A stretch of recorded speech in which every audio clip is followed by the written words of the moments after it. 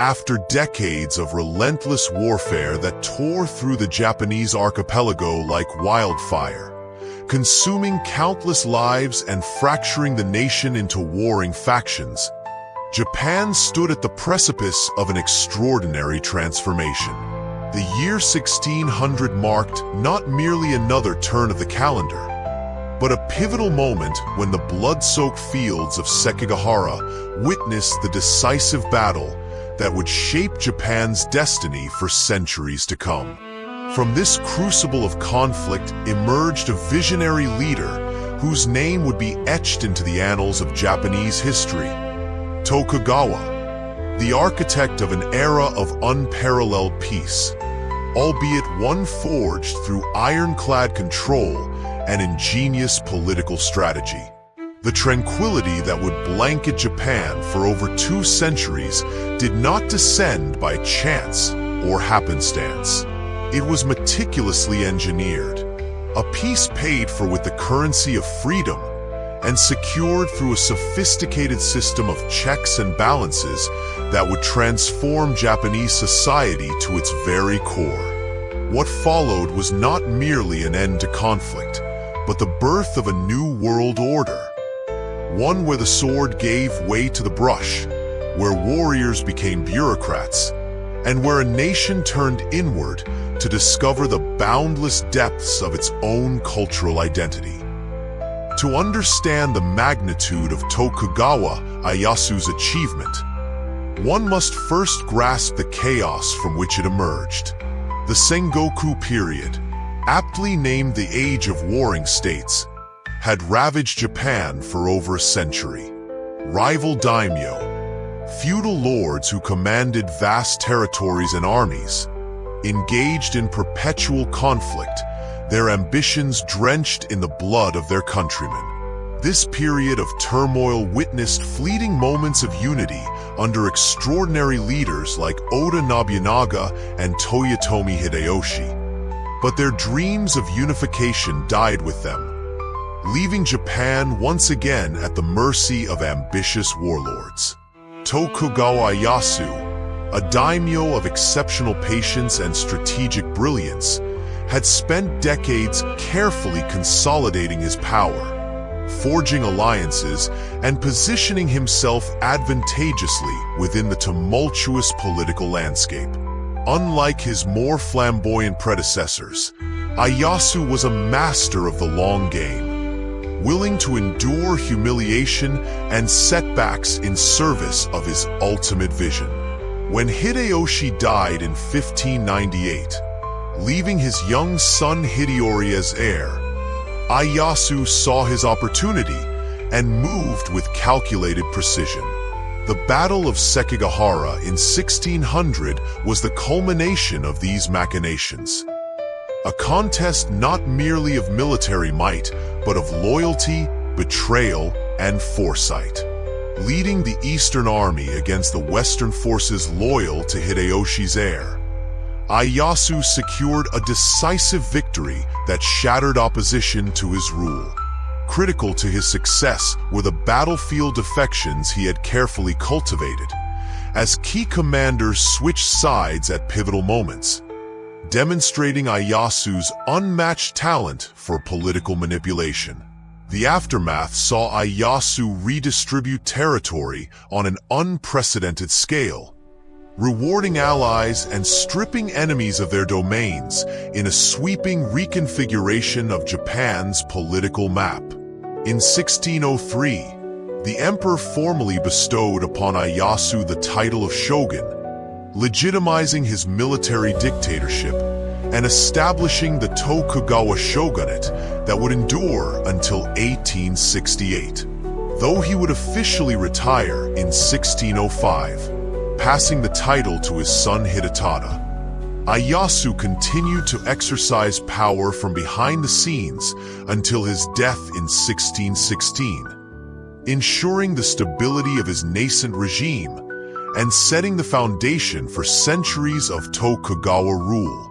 What distinguished the Tokugawa shogunate from previous regimes was not merely its longevity, but the sophisticated systems of control it implemented to maintain stability across generations.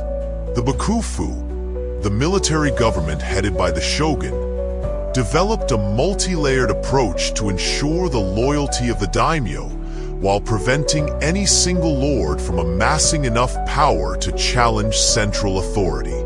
Perhaps the most ingenious of these mechanisms was the Sankin-Kotai system, or alternate attendance, formally instituted in 1635. This policy required all daimyo to maintain two residences, one in their home domain and another in Edo, modern Tokyo, the shogunal capital. Each daimyo was obligated to spend alternating years in Edo, while his family remained there perpetually as virtual hostages, ensuring his continued loyalty. When a daimyo returned to his home province, he was required to leave his wife and heir in Edo, providing the shogunate with powerful leverage against potential rebellion. This system served multiple purposes simultaneously. Beyond the obvious function as a control mechanism, it drained the resources of powerful lords who were forced to maintain costly second households and travel between their domains and Edo with large, impressive retinues befitting their status. The financial burden prevented daimyo from accumulating the wealth necessary to fund military adventures, while the time spent traveling reduced their effective governance in their home territories. Moreover, the constant flow of daimyo and their retainers in and out of Edo stimulated commerce, arts, and culture in the capital, contributing to its growth into one of the world's largest cities by the 18th century. The shogunate further solidified its control through a rigid classification of daimyo based on their relationship to the Tokugawa clan. The Shinpan were collateral houses of the Tokugawa family, blood relatives who could be called upon to provide heirs if the main line failed.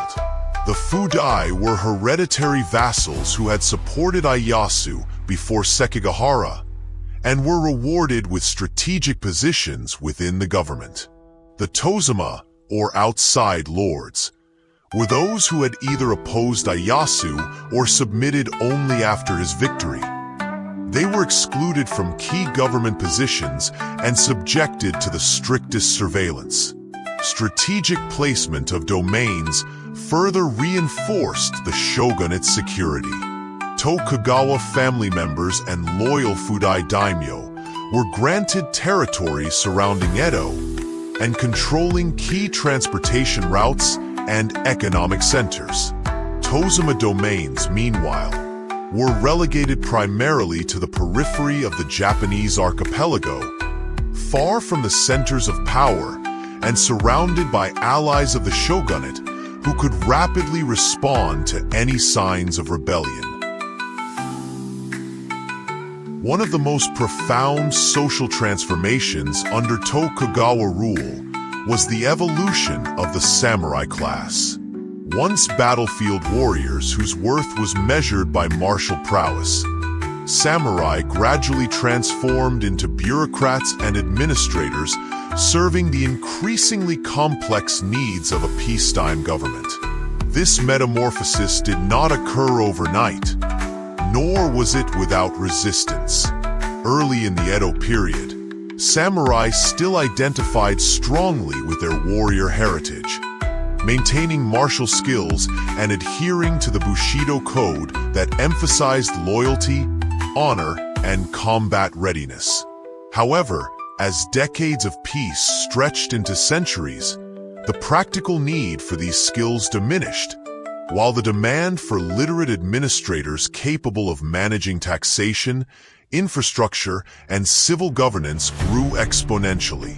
The shogunate actively encouraged this transformation, establishing schools to educate samurai in Confucian classics, mathematics, and administrative practices.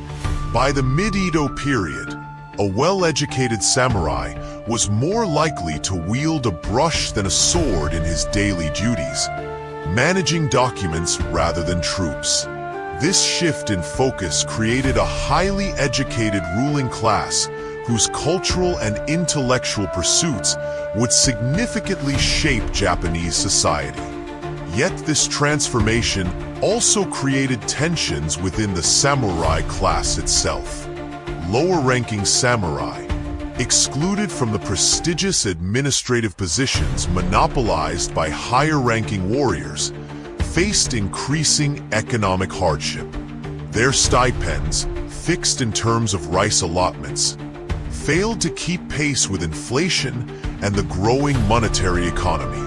Many found themselves deeply in debt to wealthy merchants, a humiliating position for members of a class that nominally stood at the apex of society, while functionally slipping into poverty. These economic pressures forced many samurai to take on side occupations, some becoming teachers, others engaging in handicrafts, or even covert commercial activities forbidden to their class. This growing disconnect between the idealized role of samurai and their economic reality created undercurrents of discontent that would eventually contribute to the downfall of the Tokugawa regime in the 19th century. The unprecedented stability of the Tokugawa era came at significant cost. Beyond the obvious restrictions on freedom and mobility imposed by the shogunate's control mechanisms, Japanese society became increasingly rigid, with social boundaries strictly enforced and opportunities for advancement severely limited. The Shirokosho system, dividing society into 4 distinct classes of samurai, farmers, artisans, and merchants, was enforced with unprecedented rigor. One's social position was determined by birth, with minimal opportunity for movement between classes. Even within classes, hierarchies were minutely defined and strictly maintained, creating a society where each individual knew precisely their place and the bounds of appropriate behavior. This rigidity extended to geographical mobility as well. Travel permits were required for journeys between domains, with checkpoints along major roads ensuring compliance. Bridges and mountain passes were closely monitored, and coastal regions were subject to surveillance to prevent unauthorized foreign contact. Ordinary Japanese citizens lived their entire lives within strictly circumscribed geographical and social boundaries, their horizons limited by the shogunate's obsession with control and stability. The enforcement of this order required an extensive network of informants and officials. The metsuke, often translated as censors or inspectors, served as the shogunate's eyes and ears, monitoring daimyo for signs of disloyalty, while also supervising other government officials to prevent corruption. In Edo, the city magistrate maintained an elaborate system of neighborhood associations where citizens were organized into groups of 5 households, ganengumi, collectively responsible for each other's behavior and required to report suspicious activities. Despite, or perhaps because of, these controls, periodic peasant uprisings punctuated the Edo period. When taxation became unbearable or rice harvests failed, farmers occasionally rose in desperation, their protests ranging from peaceful petitioning to violent rebellion. These ikki, as they were known, were typically suppressed with brutal efficiency, though the shogunate occasionally made concessions when circumstances threatened wider unrest. Urban dwellers faced different, but equally pervasive forms of control. The pleasure districts of major cities, areas like Edo's Yoshiwara or Kyoto's Shimabara, were the only places where rigid class distinctions temporarily dissolved. Yet even these were strictly regulated, their physical boundaries clearly demarcated and activities within them subject to shogunal oversight. The very success of the Tokugawa system in maintaining peace ultimately contained the seeds of its own transformation. The prolonged absence of war allowed commerce and culture to flourish, creating economic realities that increasingly contradicted the official social hierarchy. Merchants, despite their theoretically low status, accumulated wealth that gave them de facto power and influence, while many samurai struggled financially despite their elevated social position. Education, initially the preserve of the samurai class, gradually spread more broadly through society. By the late Edo period, literacy rates in Japan were remarkably high by global standards, with Terakoya private schools providing basic education to children of merchants, artisans, and even some wealthy farmers. This expansion of literacy created a populace increasingly capable of engaging with complex ideas and questioning traditional authorities. Meanwhile, the Senkin-Kotai system, while effective in preventing rebellion, inadvertently created conditions for cultural exchange as daimyo and their retinues traveled between their domains and Edo. Ideas, techniques, and cultural innovations spread along Japan's improved road networks, contributing to a sense of shared Japanese identity that transcended local loyalties. A development that would eventually challenge the fragmented feudal structure the Tokugawa had so carefully maintained. By the early 19th century, economic strains within the shogunate became increasingly apparent. The government's finances, based primarily on rice taxation, struggled to adapt to the increasingly monetary economy. Repeated currency debasements and failed fiscal reforms created inflation that disproportionately affected stipend samurai, heightening class tensions and creating fertile ground for discontent. When external pressure in the form of Western intrusion finally arrived in the mid-19th century, the Tokugawa regime found itself facing both external threats and internal contradictions. The carefully constructed edifice of control that had maintained peace for over 2 centuries would prove inadequate against these combined challenges, setting the stage for the dramatic transformation that would end the Edo period and launch Japan into the modern era. Yet the legacy of this remarkable era would endure. The peace purchased through Tokugawa control allowed for cultural and intellectual developments that profoundly shaped Japanese identity. The administrative systems, educational institutions, and urban centers developed during this period provided essential foundations for Japan's subsequent modernization. Even as the shogunate itself faded into history, the Japan it had shaped would carry the imprint of its influence far into the future, a testament to the enduring impact of Tokugawa Ieyasu's vision for a unified, peaceful nation. As the Tokugawa shogunate consolidated its grip on domestic power during the early 17th century, it turned its attention to another perceived threat: the growing influence of European powers in Asia. The result was one of history's most remarkable experiments in national seclusion, a policy known as Sakoku, or closed country, that would transform Japan into an island not merely in geographical terms, but in political, cultural, and economic ones as well. This self-imposed isolation would last for more than 2 centuries, profoundly shaping Japanese society and creating conditions for a unique cultural evolution unmatched anywhere else in the world.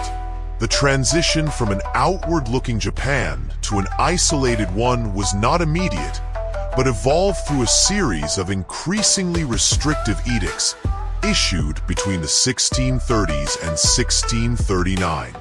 These policies did not emerge from a vacuum. They were the culmination of growing suspicion toward foreign influence, particularly European Christianity, that had been building since the late 16th century. What began as practical measures to control trade and limit missionary activity gradually hardened into a comprehensive system of isolation that would remain largely intact until the mid-19th century. The stakes of this monumental decision could hardly have been higher. While Japan withdrew from international affairs, the world outside its borders was undergoing dramatic transformation. European powers were extending their reach across Asia, establishing colonies and trading posts that would eventually become vast imperial possessions. China's Ming dynasty fell to Manchu invaders, establishing the Qing dynasty that would rule until the early 20th century. Western science and technology developed at an unprecedented pace, setting the stage for the Industrial Revolution that would further widen the gap between East and West. Japan's decision to close itself off during this pivotal era represents one of history's great counterfactuals. What might have happened had the land of the rising sun chosen a different path? The answer would remain unknown until the dramatic reopening of the country in the 19th century forced Japan to confront both what it had preserved through isolation and what it had sacrificed. The seeds of Sakoku were planted during the tumultuous period of initial European contact with Japan in the mid-16th century. Portuguese traders first reached Japanese shores in 1543, followed soon after by Jesuit missionaries eager to spread Christianity in this newly discovered land. Initially, both trade and proselytization were welcomed by many Japanese leaders, particularly daimyo in Kyushu, who saw advantages in commercial relationships with Europeans and sometimes converted to Christianity to facilitate these ties.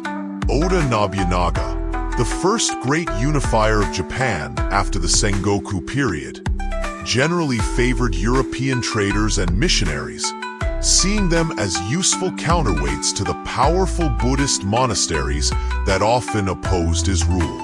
His successor, Toyotomi Hideyoshi, initially continued this policy, but grew increasingly suspicious of Christian influences.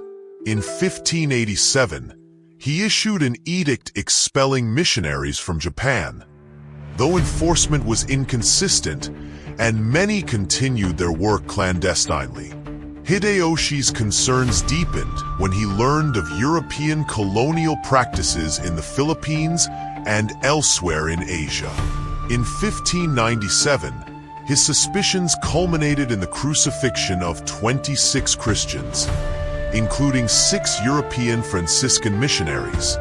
In Nagasaki, a clear warning of his changing attitude toward foreign religious influence. When Tokugawa Ieyasu gained power after Sekigahara, he initially adopted a pragmatic approach, issuing trading licenses to English and Dutch merchants and maintaining relatively open commercial relations.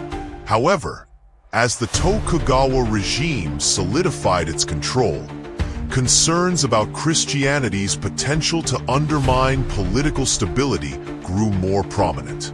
Christian doctrine, with its emphasis on spiritual authority transcending earthly rulers and its potential to create cross-domain allegiances among converts, appeared increasingly threatening to a shogunate obsessed with hierarchical control. The decisive turn toward isolation began under the third Tokugawa shogun, Iemitsu. Between 1633 and 1639, he issued a series of increasingly restrictive edicts that collectively established the Sakoku policy. Japanese were forbidden from traveling abroad on penalty of death, and those already living overseas were prohibited from returning. The construction of ocean-going ships was banned, effectively preventing Japanese maritime trade. Foreign traders were restricted to a handful of strictly controlled ports, with the Dutch ultimately confined to the tiny artificial island of Dejima in Nagasaki Harbor, a compound measuring only 120 meters by 75 meters that would serve as Japan's primary window to the Western world for over 2 centuries.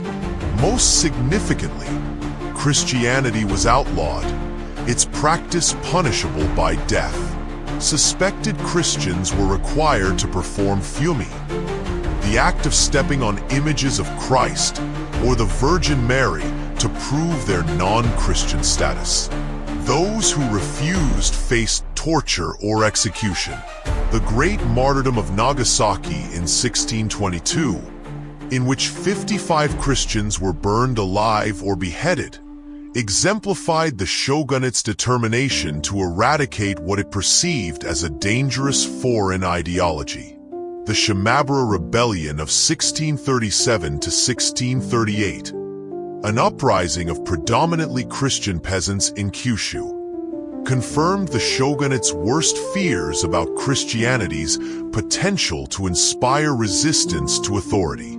The brutal suppression of this revolt, which ended with the massacre of approximately 37,000 rebels and their families, marked the culmination of the anti-Christian campaign and firmly established the policy of national seclusion that would define Japan's relationship with the outside world for generations to come. Though commonly described as closed, Tokugawa Japan was never hermetically sealed from the outside world. Rather, the Sakoku system represented a carefully managed form of isolation, with specific channels for limited foreign contact strictly controlled by the shogunate. This selective engagement allowed Japan to maintain awareness of external developments while minimizing perceived threats to domestic stability. The most significant of these controlled interfaces was the Dutch trading post at Dejima in Nagasaki Harbor. Originally built to house Portuguese traders in 1634, it became the exclusive domain of the Dutch East India Company after the expulsion of Portuguese and Spanish merchants in 1639. This artificial island, connected to the mainland by a single guarded bridge, served as a tightly regulated conduit for limited trade and information exchange. Dutch merchants were virtually imprisoned on this tiny outpost, forbidden from entering the city without special permission and subject to rigorous searches and supervision when they did.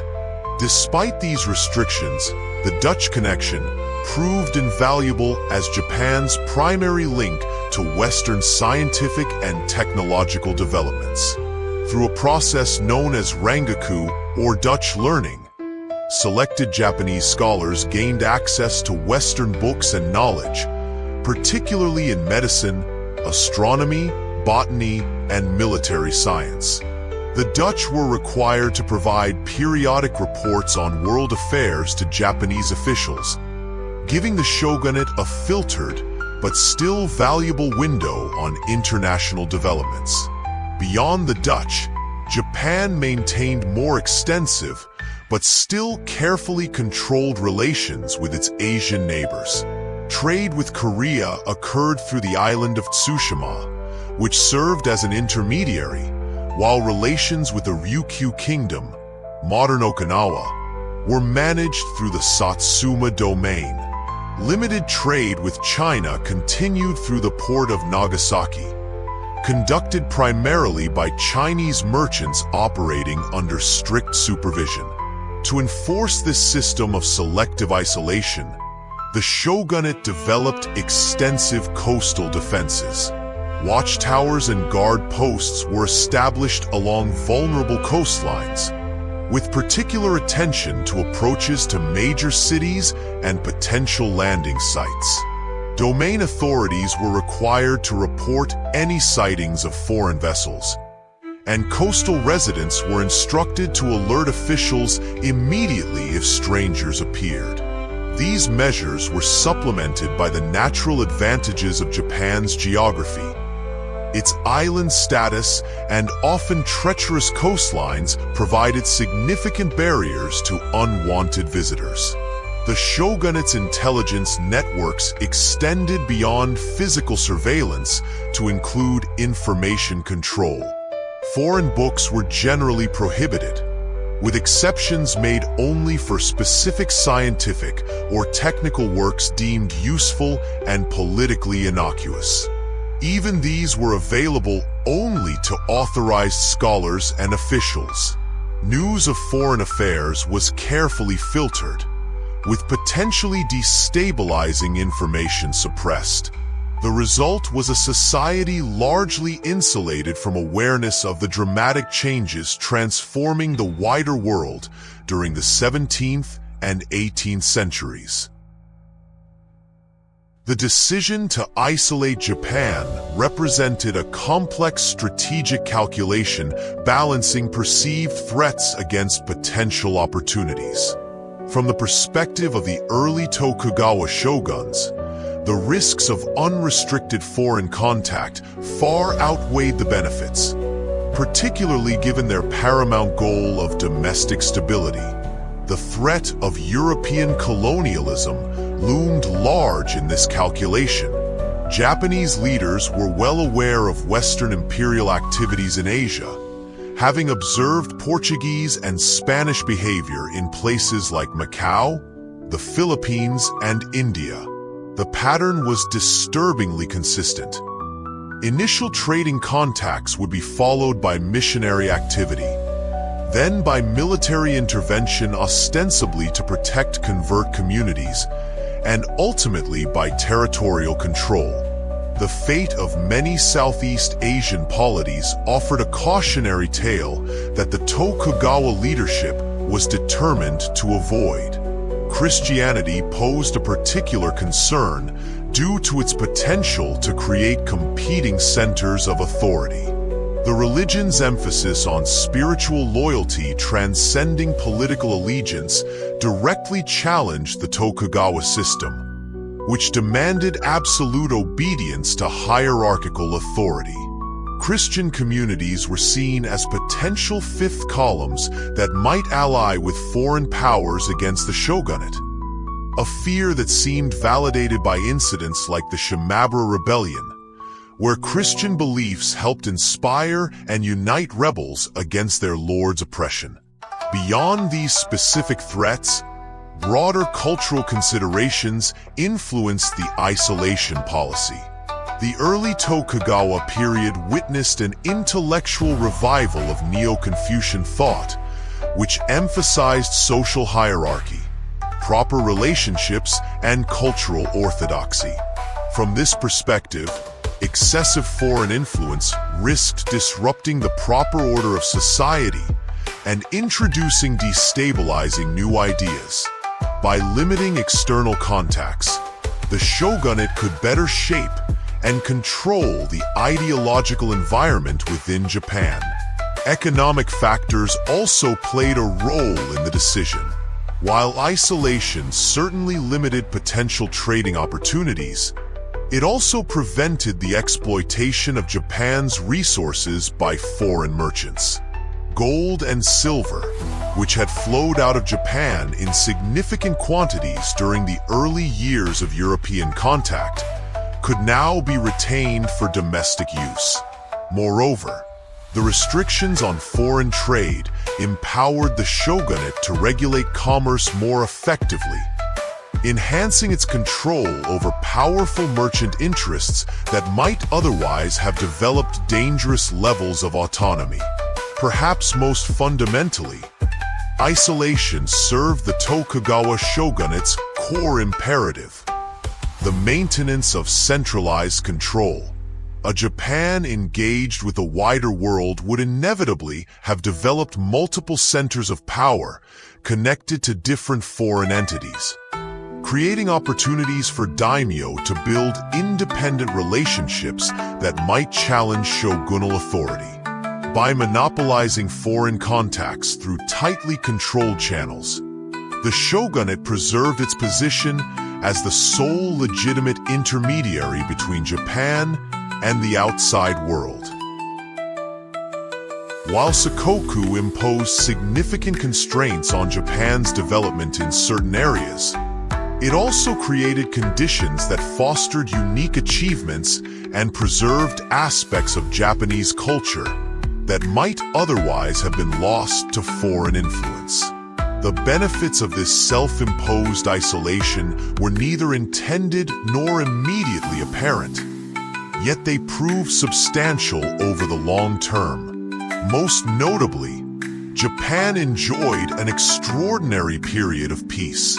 While Europe endured the devastation of the 30 Years' War, the English Civil War, the War of Spanish Succession, the 7 Years' War, the Napoleonic Wars, and countless other conflicts during the Edo period, Japan remained almost entirely free from international military entanglements.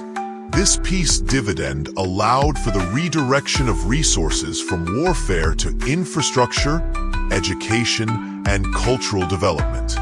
Environmental preservation represented another unintended benefit of isolation. With severe restrictions on international trade, Japan was forced to live largely within its ecological means. This necessity led to remarkable innovations in sustainable forestry, agriculture, and resource management. By the mid-Edo period, after earlier phases of deforestation, the shogunate had implemented comprehensive forest conservation policies, establishing protected woodlands and detailed regulations governing timber harvesting. The result was a landscape that, despite supporting one of the world's largest populations for its time, remained substantially forested and ecologically resilient. The isolation policy also contributed to Japan's distinctive cultural development. Cut off from continuous foreign influence, Japanese arts evolved along unique trajectories, fostering innovations in literature, drama, poetry, and visual arts that might have been diluted or diverted by excessive external contact. The ukiyo-e woodblock print tradition, kabuki theater, haiku poetry, and distinctive Japanese ceramic styles all flourished during this period of cultural self-sufficiency, establishing aesthetic traditions that continue to influence global art today. Perhaps most significantly, Sakoku preserved Japan's political independence during an era when many Asian societies fell under European colonial control. While China faced the humiliation of the Opium Wars and unequal treaties, and India came under British dominion, Japan maintained its sovereignty and cultural integrity. This preservation of independence would prove invaluable when Japan finally rejoined international affairs in the mid-19th century, providing a foundation of national cohesion and cultural confidence that facilitated its remarkably rapid modernization. Even in areas where isolation imposed limitations, Japanese ingenuity often found ways to compensate. The restrictions on foreign medical knowledge, for instance, stimulated the development of distinctively Japanese approaches to anatomy, diagnosis, and treatment. When Rangaku scholars eventually gained access to Western medical texts, they integrated this knowledge with indigenous traditions rather than simply abandoning their own medical heritage, creating synthetic approaches that in some cases surpassed contemporary Western practice. Despite its benefits, Japan's policy of isolation exacted significant costs. creating vulnerabilities and constraints that would become increasingly problematic as the outside world continued to evolve. The full extent of these limitations would only become apparent when Japan finally reopened to international contact in the mid-19th century, revealing how far the nation had fallen behind in certain critical areas. The most obvious cost came in technological development. While Rangaka scholars made valiant efforts to keep abreast of Western scientific advances, the tightly restricted flow of information created inevitable gaps and delays. Limited access to European books and instruments, combined with the inability to directly observe industrial developments, left Japan increasingly behind as Europe experienced the scientific revolution and the early stages of industrialization. By the time Commodore Perry arrived in 1853, the technological disparity had become a critical vulnerability, particularly in military capabilities. Maritime restrictions imposed especially severe limitations. The prohibition on building ocean-going vessels and the confinement of Japanese sailors to coastal waters atrophied Japan's seafaring traditions and naval capabilities. A nation that had once sent trading ships throughout Southeast Asia found its maritime horizons shrinking dramatically, with profound implications for both commerce and defense. When Japan finally began rebuilding its navy in the late 19th century, it would be starting almost from scratch, dependent on foreign expertise and technology. Commercial opportunities were likewise severely curtailed. The vibrant international trade that had characterized the early encounters with European merchants dwindled to a tightly controlled trickle through Nagasaki. Japanese artisans and merchants were denied access to global markets for their goods, while domestic consumers had minimal access to foreign products that might have stimulated new tastes and demands. The resulting economic isolation, while protecting certain traditional industries, ultimately constrained Japan's commercial development and limited the growth of wealth that might have funded more rapid modernization. Intellectual costs, while less tangible, were equally significant. The restriction of foreign books and ideas, combined with the shogunate's increasingly rigid censorship of domestic publications, created an intellectual environment characterized more by refinement of existing traditions than by radical innovation. While European thinkers were developing the ideas that would lead to the Enlightenment and the democratic revolutions of the 18th and 19th centuries, Japanese intellectual life remained largely bound by Neo-Confucian orthodoxy and careful avoidance of politically sensitive topics. Perhaps most tragically, the suppression of Christianity resulted in terrible human costs.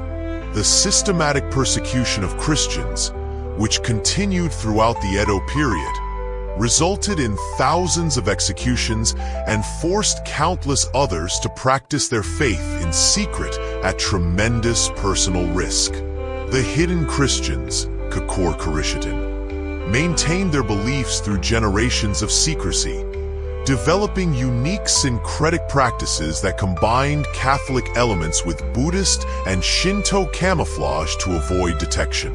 When religious freedom was finally restored in the late 19th century, communities of secret Christians emerged from hiding, having preserved their faith through over 2 centuries of persecution. Even for those not directly affected by religious persecution, Sakoku imposed significant constraints on personal freedom. The inability to travel abroad denied Japanese citizens exposure to different cultures, ideas, and ways of life. The strict regulation of information created a society where many remained unaware of major global developments and alternative political or social arrangements. The insular mentality fostered by isolation would prove difficult to overcome when Japan finally rejoined the international community, creating tensions between traditionalists and modernizers that would shape Japanese politics for generations. No system of isolation, however carefully constructed, could completely insulate Japan from the forces transforming the wider world. As the 18th century gave way to the 19th, signs of strain in the Sakoku system became increasingly apparent, presaging the dramatic confrontation that would ultimately end Japan's self-imposed seclusion. International pressure came first from Russia, which had expanded eastward across Siberia and established outposts in the Kuril Islands by the late 18th century. In 1792, a Russian expedition led by Adam Laxman reached Hokkaido seeking trade relations, only to be rebuffed by Japanese authorities. Similar approaches by Russian envoy Nikolai Rezanov in 1804 and British Captain William Robert Broughton in 1797 met with equally firm rejection. These early Western probes, while unsuccessful, put the shogunate on notice that its policy of isolation was facing growing challenges. More troubling were increasing incursions by foreign whaling vessels into Japanese waters. As whale populations in more accessible regions declined, American and European whalers pushed into the North Pacific, occasionally putting in at Japanese harbors for water and provisions despite prohibitions. Shipwrecked sailors created further complications, as humanitarian concerns about their treatment conflicted with the Sakoku prohibition on foreigners entering Japan. Internal pressure also mounted as awareness of Western technological superiority spread among Japanese intellectuals. The Dutch learning movement, Rangaku, expanded beyond medicine to encompass broader scientific and political knowledge, creating a small but influential cohort of scholars advocating for greater openness to Western ideas. By the early 19th century, this intellectual current had gained enough strength that the shogunate felt compelled to relax some restrictions on foreign books, allowing translations of selected Western scientific works. Economic strains within the Tokugawa system added to the growing sense of crisis. The rigid social structure and economic policies that had functioned adequately in earlier centuries proved increasingly maladapted to changing conditions. Repeated crop failures in the early 19th century caused widespread hardship, while the shogunate's attempts at currency reform and fiscal management failed to address underlying structural problems. Growing peasant unrest and merchant discontent created domestic instability that would make it increasingly difficult for the regime to present a united front against external pressure. Reports of China's humiliation in the Opium War, 1839 to 1842, sent shockwaves through informed Japanese circles. The defeat of Japan's massive neighbor by relatively small British forces demonstrated the overwhelming military superiority that Western powers had achieved during Japan's period of isolation. The Treaty of Nanking, which forced China to open treaty ports to foreign trade on disadvantageous terms, offered a sobering preview of what might await Japan if it could not find more effective responses to Western demands than the Qing dynasty had managed. It was against this backdrop of mounting pressure that American Commodore Matthew Perry arrived in Edo Bay in July 1853 with 4 heavily armed steamships, the Black Ships, that would become iconic symbols of the end of Japanese isolation. Perry's mission was explicit: to secure a treaty opening Japanese ports to American ships by diplomacy if possible, by demonstration of force if necessary. The sight of steam-powered warships, far larger and more powerful than anything in Japan's arsenal, provided dramatic visual evidence of how far the technological gap had widened during 2 centuries of seclusion. The shogunate, caught between the impossible choices of humiliating concession or potentially disastrous resistance, temporized by asking Perry to return the following year for Japan's answer. This delay allowed for frantic consultations among Japanese leaders, revealing deep divisions between those advocating resistance and those who recognized the necessity of accommodation.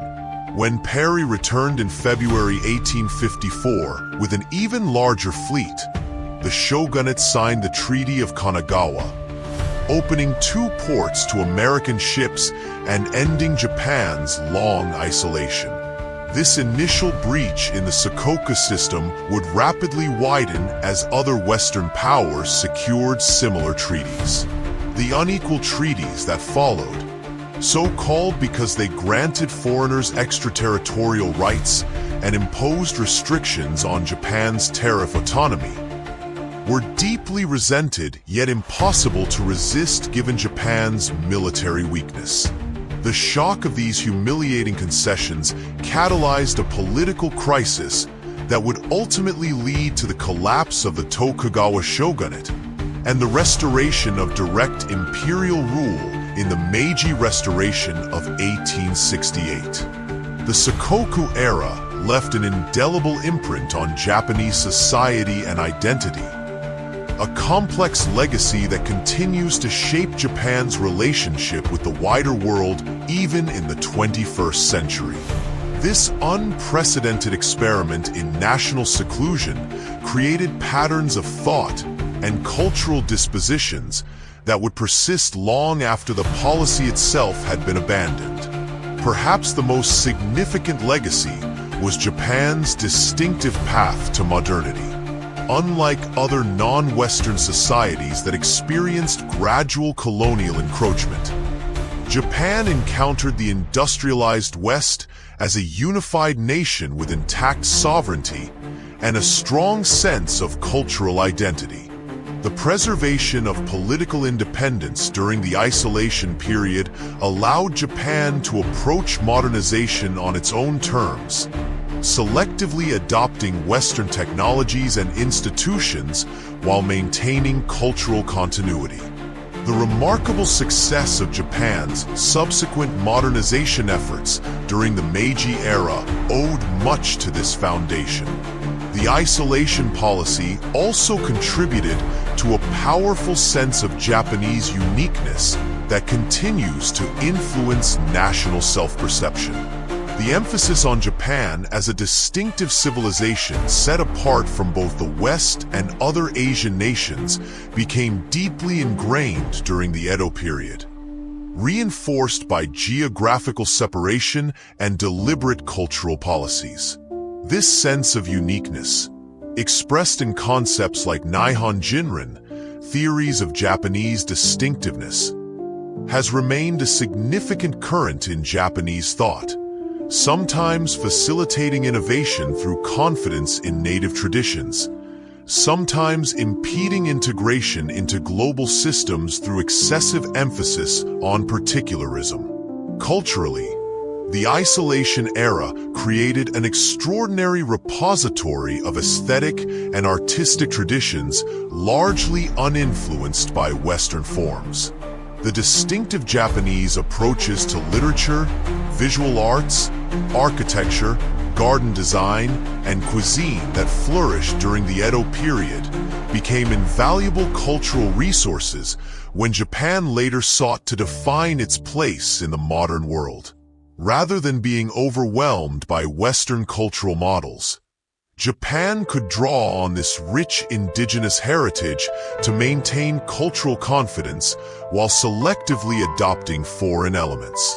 The period of seclusion also fostered certain habits of mind that would prove advantageous during subsequent modernization. The necessity of making do with limited resources and the inability to rely on imported solutions encouraged innovation within constraints. A capability that would serve Japan well as it raced to catch up with Western industrial powers. The culture of careful observation and systematic improvement, exemplified by Rangaka scholars, provided intellectual foundations for the more comprehensive assimilation of Western knowledge during the Meiji period. However, the legacy of isolation also included significant challenges. The habit of drawing sharp distinctions between inside, uchi, and outside, soto, between Japanese and foreign approaches, sometimes led to unnecessary either slash or thinking rather than creative synthesis. The insularity fostered by centuries of limited contact created xenophobic tendencies that periodically resurfaced during times of national stress. The tradition of carefully managed and filtered international contact left Japan with limited experience in open engagement with foreign cultures on equal terms. These tensions between openness and closure, between preservation and adaptation, have characterized Japan's relationship with the outside world ever since the end of Sakoku. The Meiji slogan of Japanese spirit, Western technique, Wakan Yosai, directly addressed this challenge, advocating for technological modernization while maintaining cultural continuity. Throughout subsequent phases of Japanese history, imperial expansion, wartime isolation, post-war economic development, and contemporary globalization, echoes of the Sakoku experience have continued to influence policy choices and cultural attitudes. The Sakoku system is often misunderstood as representing complete isolation, when in reality it constituted a sophisticated system of controlled interfaces through which limited but significant cultural exchange occurred. These carefully managed points of contact became crucibles for hybrid knowledge and innovation, generating distinctively Japanese adaptations of foreign ideas. Nagasaki served as the primary portal for such exchanges. Beyond the official Dutch trading post at Dejima, the city hosted Chinese merchants in a separate enclave called Tojinyashiki, Chinese residents. These communities, though restricted and surveilled, nonetheless provided vital conduits for information, technologies, and cultural elements from the outside world. The distinctive atmosphere of Nagasaki reflected this role, developing a cosmopolitan character unique in Edo, Japan, with architecture, cuisine, and customs showing clear foreign influences. The Dutch at Dejima, despite their confinement, became crucial intermediaries for Western scientific knowledge. The position of Dutch interpreter evolved into an intellectually sophisticated profession, as these individuals needed not only linguistic skills, but also understanding of Western concepts with no Japanese equivalents. Many interpreters became scholars in their own right, collaborating with Japanese physicians and scientists eager for access to European knowledge. The annual journey of the Dutch trading director to Edo for an audience with the shogun, known as the Edo Sanpu, created another opportunity for cultural transmission. During these carefully choreographed trips, select Japanese scholars might gain rare chances to question Europeans about scientific developments, occasionally even receiving books or instruments smuggled past official inspections. These clandestine exchanges, though risky for all involved, helped maintain a tenuous connection to Western intellectual currents. The field of medicine especially benefited from these constrained interactions. The shocking anatomical accuracy of European medical illustrations, contrasting with traditional Chinese-influenced medical texts, convinced many Japanese physicians of the value of Western approaches to human anatomy. In 1771, physician Sugita Genpaku attended a dissection where he compared actual human anatomy with the descriptions in a Dutch medical text he possessed. The experience convinced him that Western medical knowledge was superior in this area, leading him and colleagues to translate the Dutch text as Kaitai Shinsho, New Book of Anatomy, a landmark publication that revolutionized Japanese medicine. This pattern, selective adoption of foreign techniques while maintaining Japanese cultural frameworks, characterized much of the knowledge transfer during the Sakoku period. Japanese scholars typically approached Western learning pragmatically, focusing on practical applications rather than underlying philosophical systems.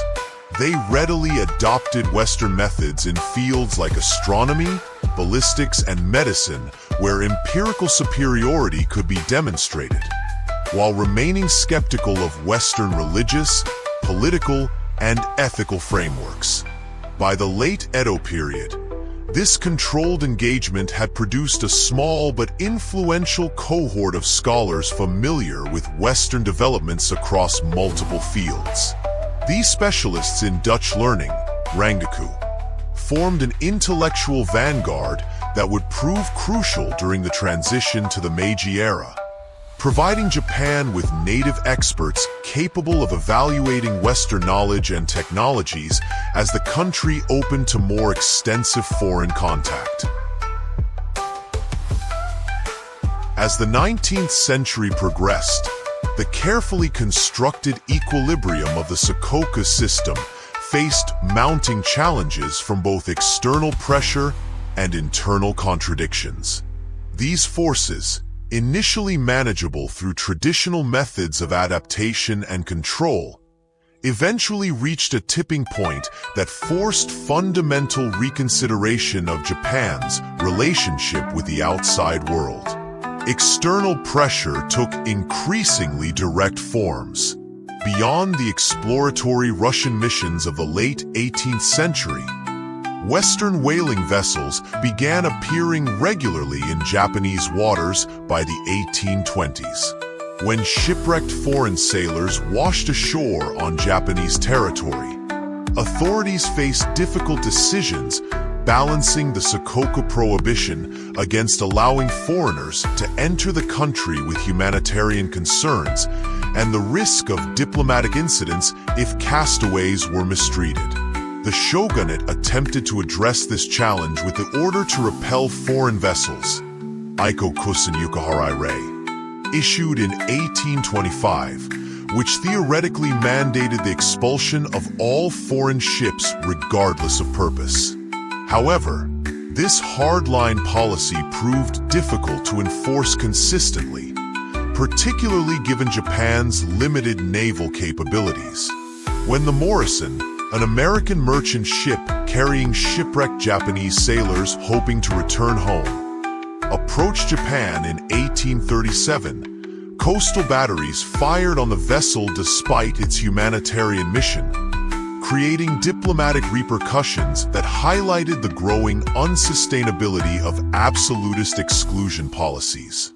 By the 1840s, the pace of foreign encroachment accelerated dramatically. Western imperial powers, having largely consolidated their positions in Southeast Asia and China, began looking more intently at Japan as one of the few remaining uncolonized territories in the region. The First Opium War of 1839 to 1842 demonstrated Western military superiority over Asian powers in dramatic fashion, forcing China to accept the humiliating Treaty of Nanking and the establishment of treaty ports where foreigners enjoyed extraterritorial rights. News of China's defeat sent shockwaves through informed Japanese circles. The shogunate, recognizing the implications, quietly began strengthening coastal defenses and gathering intelligence on Western naval capabilities.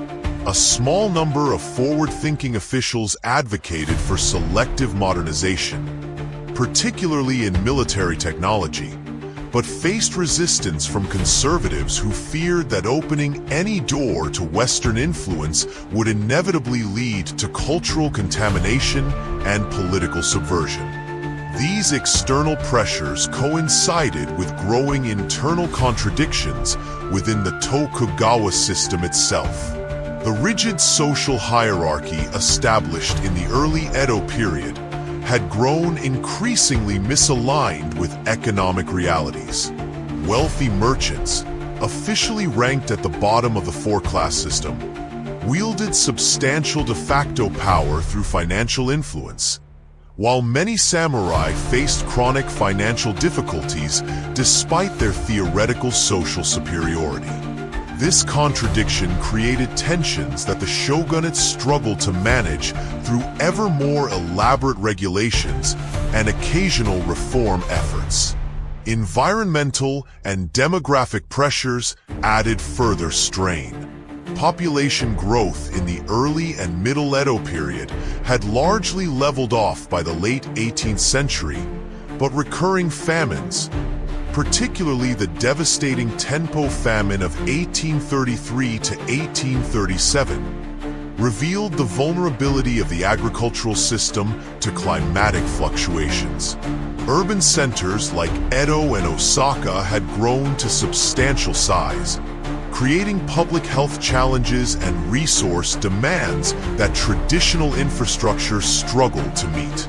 The fiscal health of the shogunate itself deteriorated markedly during the late Edo period. Repeated currency debastements and failed economic reforms created inflation that disproportionately affected stipend samurai, intensifying discontent among this crucial support base for Tokugawa rule. Domain finances faced similar challenges, with many daimyo deeply in debt to merchant financiers despite their nominal authority over commercial activities within their territories.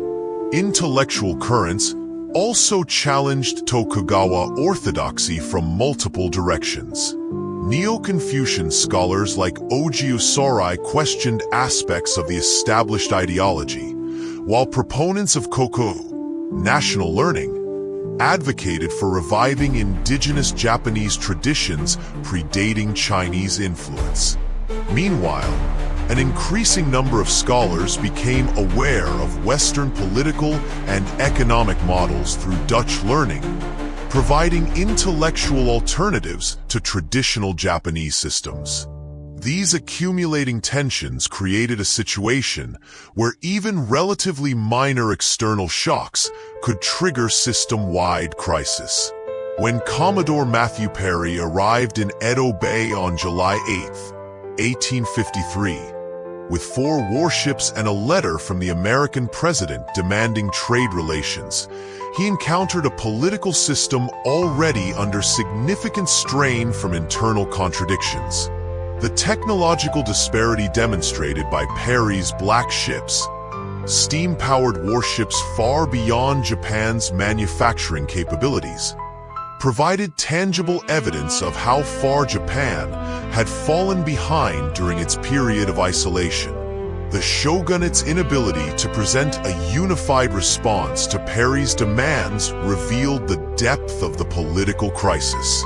When officials sought advice from daimyo and imperial court nobles about how to respond, they received contradictory counsel reflecting fundamental disagreements about Japan's proper course. The emperor and many court nobles favored rejection of foreign demands, while several influential daimyo recognized the military reality and advocated accommodation. This unprecedented consultation itself marked a significant departure from the shogunate's traditional monopoly on foreign policy decisions. When Perry returned in February 1854 with an expanded fleet, the shogunate felt compelled to sign the Treaty of Kanagawa, opening 2 ports to American ships and providing for the care of shipwrecked sailors. Similar agreements with Britain, Russia, and the Netherlands soon followed.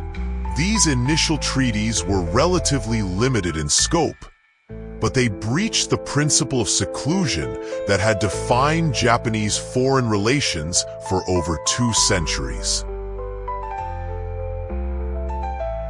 The more comprehensive commercial treaties signed in 1858, particularly the Harris Treaty with the United States, went much further, opening additional ports to foreign residents and trade while granting extraterritorial rights to foreigners and limiting Japan's tariff autonomy.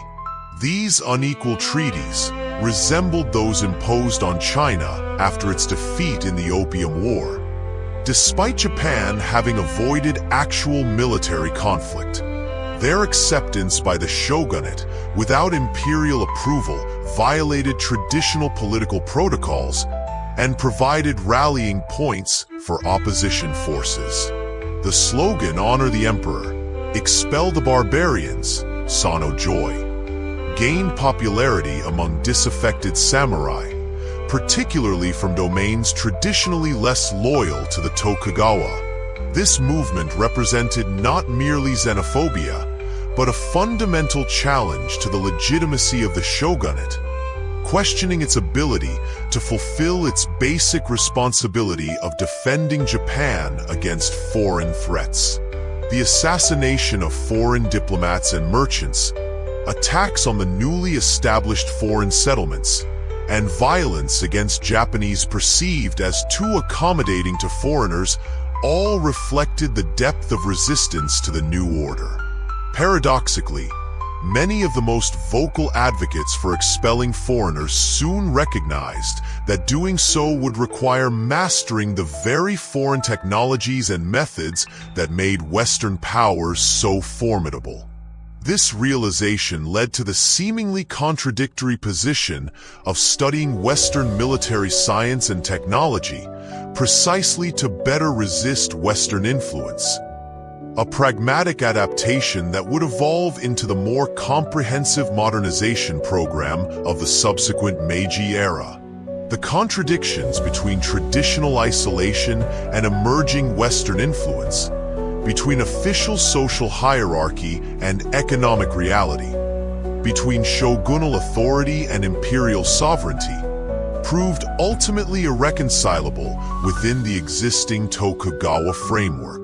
The Sakoku policy, so long central to Japanese identity and governance, could not withstand the combined pressure of internal dysfunction and external threat. Its collapse marked not merely a change in foreign relations, but the beginning of a comprehensive transformation of Japanese society that would culminate in the Meiji Restoration of 1868 and Japan's emergence as a modern nation-state. The final phase of Sakoku unfolded as a dramatic confrontation between fundamentally different worldviews. A meeting of 2 systems so divergent in assumptions and capabilities that meaningful compromise proved elusive. This clash would ultimately force Japan to reimagine its place in the world and undertake transformations more rapid and far-reaching than anything attempted during the previous 2 centuries of isolation. The arrival of Commodore Perry's black ships in 1853 represented more than just a military threat. These steam-powered warships embodied an entirely different conception of technology, power, and international relations than that which had prevailed in Tokugawa Japan. They were products of the Industrial Revolution, of European Enlightenment science, and of a Western imperialist worldview that divided the globe into civilized and uncivilized regions, with the former asserting the right to open the latter to trade and influence by force if necessary. For Japanese witnesses, the technological sophistication of these vessels proved particularly shocking. Their steam engines, allowing movement without dependence on wind or tide. Their heavy artillery capable of bombarding coastal targets from beyond the range of shore batteries. And their sheer size all demonstrated capabilities far beyond anything in Japan's arsenal. Even more disturbing was the realization that these ships represented not the limits of Western technology, but merely examples of standardized military equipment possessed in far greater numbers by Western powers. The documents presented by Perry revealed equally alien political concepts. The American demand for treaty relations based on international law, for fixed tariffs and most favored nation provisions, for extraterritorial rights and permanent foreign residence.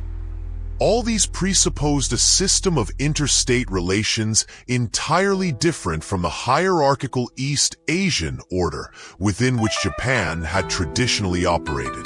The very language of diplomatic equality between sovereign nations represented a conceptual framework foreign to Tokugawa political thought, which had been based on Neo-Confucian hierarchical principles.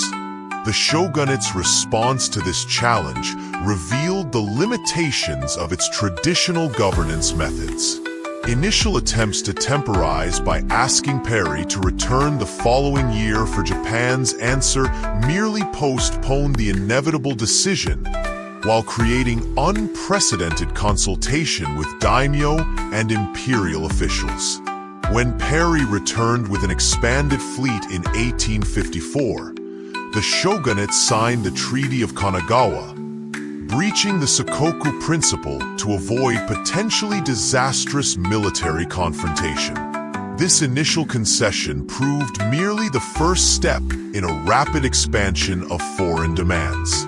American consul Townsend Harris, arriving in 1856, pressed for a more comprehensive commercial treaty.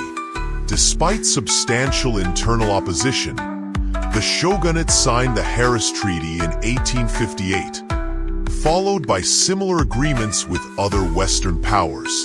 These treaties established foreign settlements in designated treaty ports, granted extraterritorial rights exempting foreigners from Japanese law, and severely limited Japan's tariff autonomy.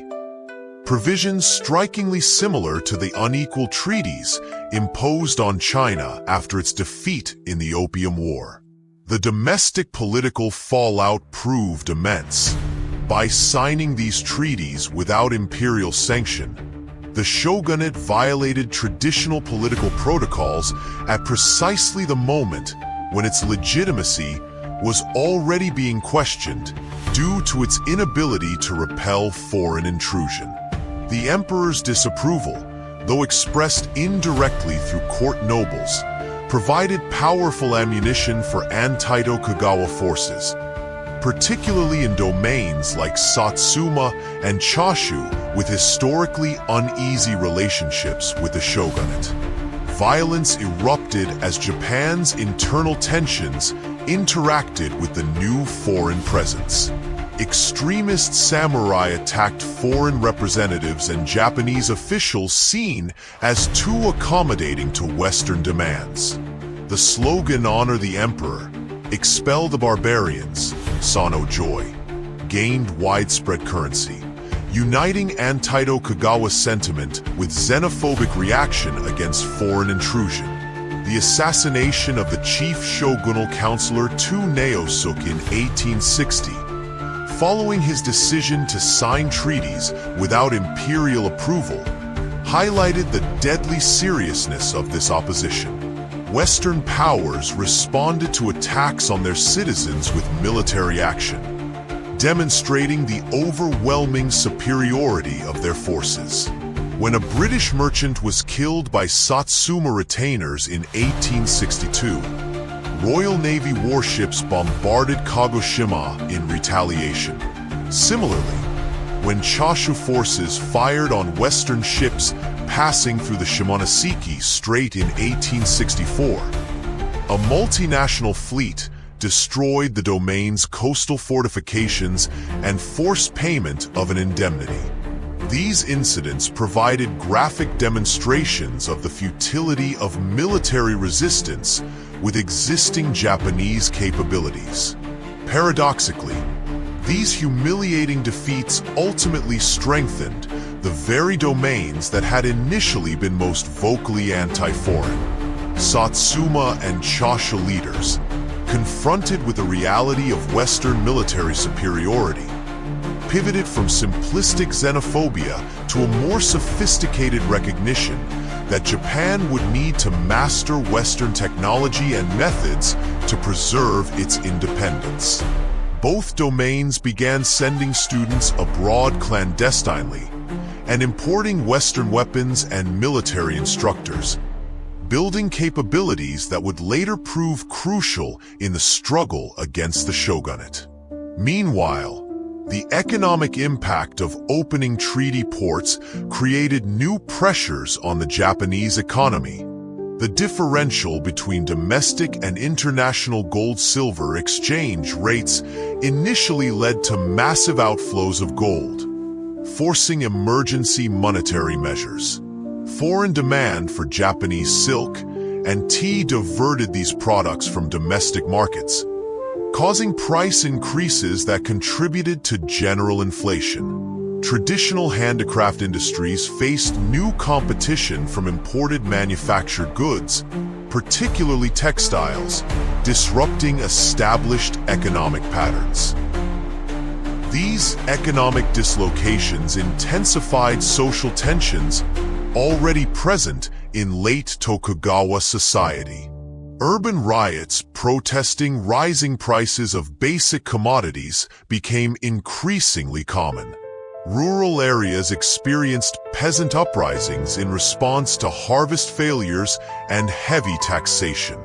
The rigid social hierarchy established in the early Edo period increasingly failed to correspond to economic reality, creating contradictions that undermined the legitimacy of the entire system. By the mid-1860s, it had become clear that the Tokugawa Bakufu lacked both the military capacity to expel foreigners and the political authority to fully implement the treaty system against domestic opposition. This fundamental failure of governance created a power vacuum that would ultimately be filled by the coalition of southwestern domains and court nobles that engineered the Meiji Restoration of 1868, formally ending the Tokugawa shogunate and initiating Japan's rapid transformation into a modern nation-state. The end of Sakoku thus marked not merely a change in foreign policy, but the collapse of an entire social, political, and economic order that had maintained stability in Japan for over 2 centuries. The Hermit Kingdom had emerged from its shell only to find itself in a world transformed beyond recognition during its long isolation. A world dominated by industrialized nation-states with global reach and imperial ambitions. Japan's remarkable success in adapting to this new reality, transforming itself from a feudal society into a modern industrial power within a single generation, represents one of history's most dramatic national reinventions. Yet even as Japan embraced Western technology, institutions, and methods during the subsequent Meiji period, elements of the Sakoku experience continued to influence its approach to modernization. The selective adaptation of foreign elements, the concern with maintaining cultural distinctiveness amid rapid change, the focus on pragmatic results rather than wholesale adoption of Western philosophical systems. All these reflected habits of mind developed during the long period of controlled isolation. The legacy of Sakoku thus persisted even as Japan embarked on a radically different relationship with the wider world, a testament to the enduring impact of this unprecedented experiment in national seclusion. Within the confines of Japan's self-imposed isolation during the Edo period, something extraordinary unfolded, a cultural renaissance of such depth and originality that its influence continues to define Japanese aesthetics to this day. Cut off from substantial foreign influence and enjoying unprecedented domestic peace, Japanese artists, writers, and performers turned inward, drawing on indigenous traditions while developing entirely new forms of expression. What emerged was not a culture of limitation, but one of remarkable refinement, innovation, and accessibility that would fundamentally reshape Japan's cultural identity.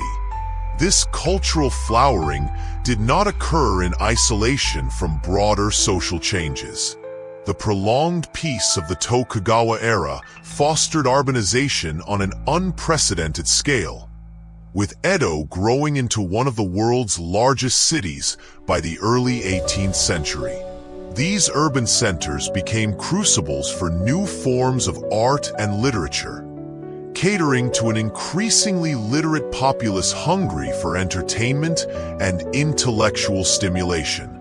Meanwhile, the merchant class, Kanin, though officially ranked at the bottom of the social hierarchy, accumulated wealth that made them significant patrons of the arts, driving demand for work that reflected their tastes and experiences rather than those of the traditional elite. What distinguishes the cultural production of the Edo period is not merely its technical brilliance or aesthetic refinement, though these qualities are abundantly present.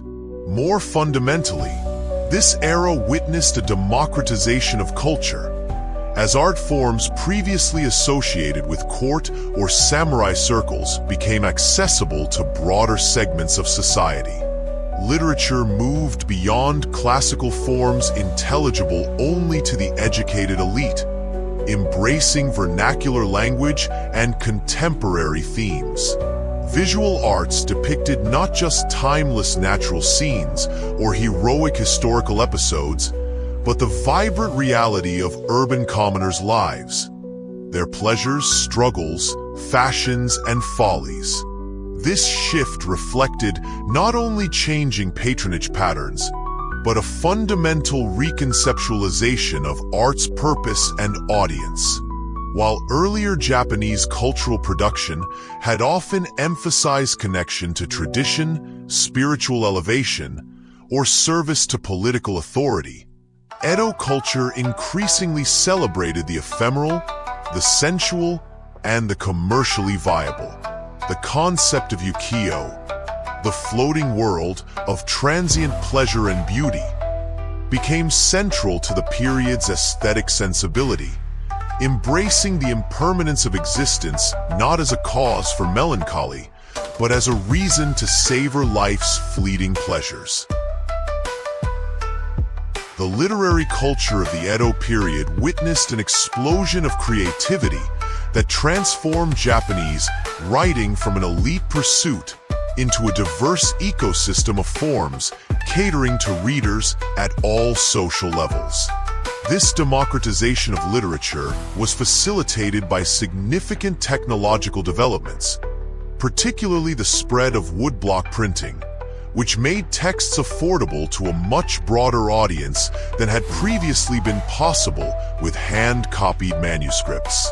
Among the most influential literary figures of the early Edo period was Ihara Saikaku, 1642 to 1693, whose works pioneered a new form of realistic prose fiction focused on contemporary urban life. His masterpiece, The Life of an Amorous Man, Koshoku Ikidai Otoko 1682, departed radically from the aristocratic settings and refined sensibilities of classical Japanese literature, instead depicting the amorous adventures of a merchant's son in the pleasure quarters and entertainment districts of Japan's growing cities. Written in a lively, colloquial style accessible to ordinary readers. Saikaku's works captured the entrepreneurial, pleasure-seeking ethos of the rising merchant class while displaying sophisticated narrative techniques and psychological insight. Saikazu Kyozashi, Books of the Floating World, established a tradition of realistic social fiction that would influence Japanese literature for generations. He was followed by writers like Ejima Kaseki and Tada Nanrei, who further developed this form through the early 18th century, creating an unprecedented body of literature that depicted contemporary society with humor, psychological acuity, and moral complexity. Poetry underwent equally significant transformations during this period. The most profound innovation came in the development of haiku as a distinctive form, largely through the genius of Matsuo Basho, 1644 to 1694. While building on the earlier tradition of haikai-linked verse, Basho elevated this once playful form to a vehicle for profound spiritual and philosophical expression. His famous frog poem, "An ancient pond slash a frog jumps in slash the sound of water," exemplifies his ability to distill complex emotional and spiritual experiences into the haiku's severely limited format of 17 syllables. Basho's innovation lay not merely in technical mastery, but in his philosophical approach to the form. Through his concept of kurumi, lightness, he advocated for poetry that combined spiritual depth with apparent simplicity, avoiding both ornate classical allusions and crude vulgarity. His travel journal, The Narrow Road to the Deep North, Oku no Hozomikai, integrated haiku within contemplative prose, creating a hybrid form that captured both the physical reality of Japan's landscape and its spiritual and cultural resonances.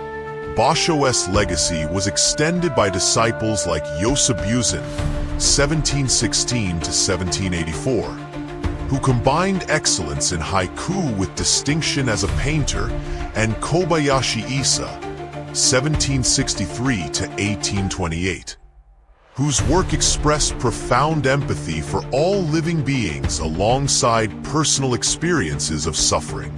Each developed the form in distinctive directions while maintaining the spiritual and aesthetic core established by Basho, creating a tradition of haiku composition that would eventually become one of Japan's most recognized cultural exports.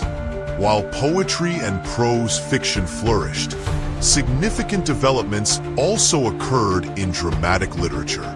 Chikamatsu Monzaemon, 1653 to 1725, often called Japan's Shakespeare, revolutionized puppet theater, Jururi, later known as Bunraku, through plays of unprecedented psychological complexity and emotional power.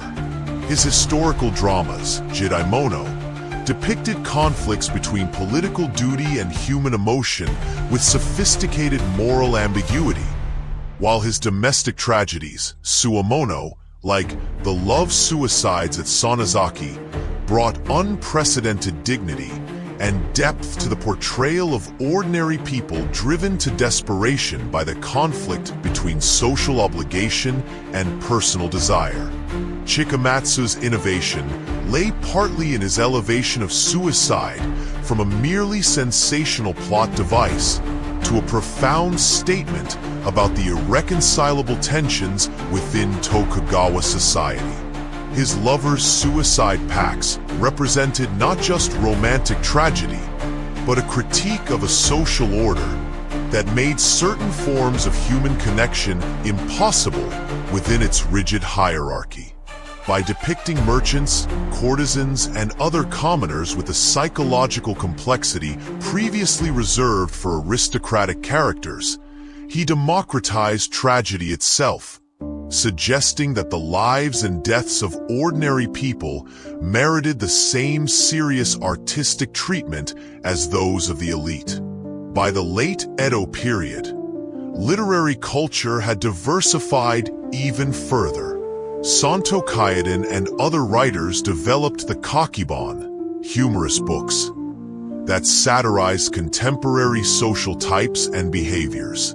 Takizawa Bakin's epic novel, Eight Dogs Chronicle, Nanso Satomi Hakkenden, combined supernatural elements with Confucian ethics in a sprawling narrative that stretched to 106 volumes.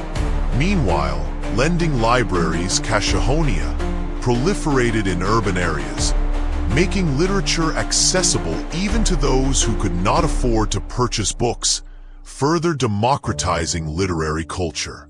The Gasaku, playful writing, movement of the late Edo period, represented by figures like Japensha Ikku and Shikidai Sanba, produced comic fiction that often parodied classical literature while depicting contemporary life with earthy humor.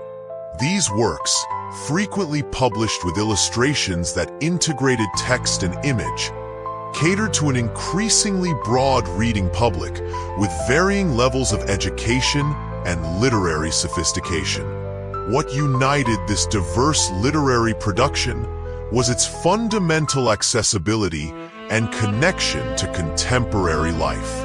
Unlike the classical tradition, which had often emphasized elusive complexity intelligible only to the highly educated, Edo literature spoke directly to the experiences, concerns, and pleasures of a broad spectrum of society. This democratization of literary culture created an unprecedented community of readers and writers who, despite the strict censorship imposed by the shogunate, developed a vibrant discourse about social conditions, cultural values, and human relationships. If Edo literature broke new ground by making literary expression accessible to ordinary people, the visual arts of the period achieved an even more remarkable democratization through the development of ukiyo-e woodblock prints. This revolutionary art form transformed visual culture from a luxury accessible primarily to elites into a commercial product affordable to broad segments of urban society, creating what might be seen as Japan's first mass media. The technical foundations of ukiyo-e lay in advances in woodblock printing that allowed for the economical production of single-sheet prints and illustrated books. By the mid-18th century, techniques for multicolor printing, nishiki-e, had been perfected, enabling the creation of visually sophisticated images at relatively low cost. The production process involved collaboration among specialists, publishers who financed production, artists who created the original designs, carvers who transferred these designs to wooden blocks with extraordinary precision, and printers who applied pigments to produce the final images. Thematically, ukiyo-e initially focused heavily on the entertainment districts and pleasure quarters of major cities, particularly Edo. The term ukiyo itself, originally a Buddhist concept referring to the transient, sorrowful world of earthly existence, had been cleverly repurposed to celebrate rather than lament impermanence, embracing the fleeting pleasures of urban entertainment culture.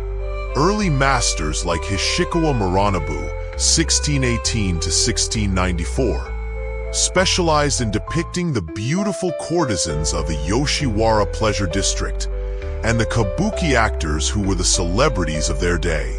As the form evolved, artists like Suzuki Harunobu, 1725–1770, brought increasing technical sophistication and aesthetic refinement to ukiyo-e. Harunobu's innovation of full-color printing, nishiki-e, around 1765 transformed the medium's visual possibilities, allowing for subtle gradations of color and texture that created images of unprecedented delicacy and beauty. His idealized depictions of beautiful women, Baijinga, established conventions that would influence the genre for generations. The great master Kitagawa Utamaro, 1753 to 1806, further developed the Baijinga genre, bringing psychological depth and individuality to his portrayals of women from various walks of life. Moving beyond the conventional depiction of courtesans, Utamaro portrayed women engaged in daily activities, capturing intimate moments with unprecedented sensitivity. His ability to suggest complex emotional states through subtle facial expressions and body language elevated ukiyo-e from mere entertainment to profound artistic expression. By the early 19th century, ukiyo-e had expanded far beyond its initial focus on the pleasure quarters. Katsushika Hokusai, 1760 to 1849, perhaps the most versatile genius in the history of Japanese art, transformed the landscape print through series like 36 Views of Mount Fuji, which included the iconic Great Wave off Kanagawa. Hokusai's landscapes combined careful observation of natural phenomena with dramatic compositional techniques that often emphasize the smallness of human figures against the grandeur of nature. Hokusai's innovation extended far beyond landscapes. His manga, collections of sketches depicting everything from everyday scenes to fantastic creatures, demonstrated extraordinary observational skills and imaginative power. Published in 15 volumes over 4 decades, the Hokusai manga served as both entertainment and instruction for aspiring artists, demonstrating techniques for depicting virtually every subject imaginable with economy and precision. Utagawa Hiroshige, 1797 to 1858, the other great landscape master of the late Edo period, brought a more intimate, atmospheric quality to the genre. His 53 Stations of the Takedo depicted scenes along the Great Eastern Highway connecting Edo and Kyoto, capturing seasonal changes, weather conditions, and the interplay of human activity and natural environment with poetic sensitivity. Hiroshige's ability to evoke mood through atmospheric effects, rain, snow, mist, twilight, created landscapes of extraordinary emotional resonance despite their commercial origins and standardized production. The influence of ukiyo-e extended far beyond Japan's borders. When Japanese ports reopened to foreign trade in the mid-19th century, these prints made their way to Europe, where they profoundly influenced Western artists like Monet, Van Gogh, and Toulouse-Lautrec. The flat perspectives, bold compositional arrangements, and decorative patterning of ukiyo-e helped inspire the development of Impressionism and Post-Impressionism, demonstrating how an art form born in the isolation of Edo, Japan, would ultimately transform global visual culture. While ukiyo-e represented the most innovative and commercially successful visual art form of the period, traditional painting also flourished during the Edo era. The Kano school, which had dominated official painting since the Muromachi period, continued to produce formal works for the shogunate and daimyo, maintaining classical Chinese-influenced styles and techniques. Meanwhile, the Rinpa school, associated with artists like Ogata Kurin, 1658 to 1716, and Sakai Hoitsu, 1761 to 1828, developed a decorative style characterized by bold designs, vibrant colors, and lavish use of gold and silver. Nanga, literati painting, inspired by Chinese amateur scholar painters, gained popularity among educated Japanese seeking to express personal sensibility rather than technical virtuosity. Artists like Ike no Taiga, 1723 to 1776, and Yoshibuzan, also renowned as a haiku poet, adapted Chinese literati traditions to Japanese sensibilities, creating landscapes and plant studies that emphasize spontaneity, personal expression, and spiritual resonance over academic correctness. Nanga literati painting, inspired by Chinese amateur scholar painters, gained popularity among educated Japanese seeking to express personal sensibility rather than technical virtuosity.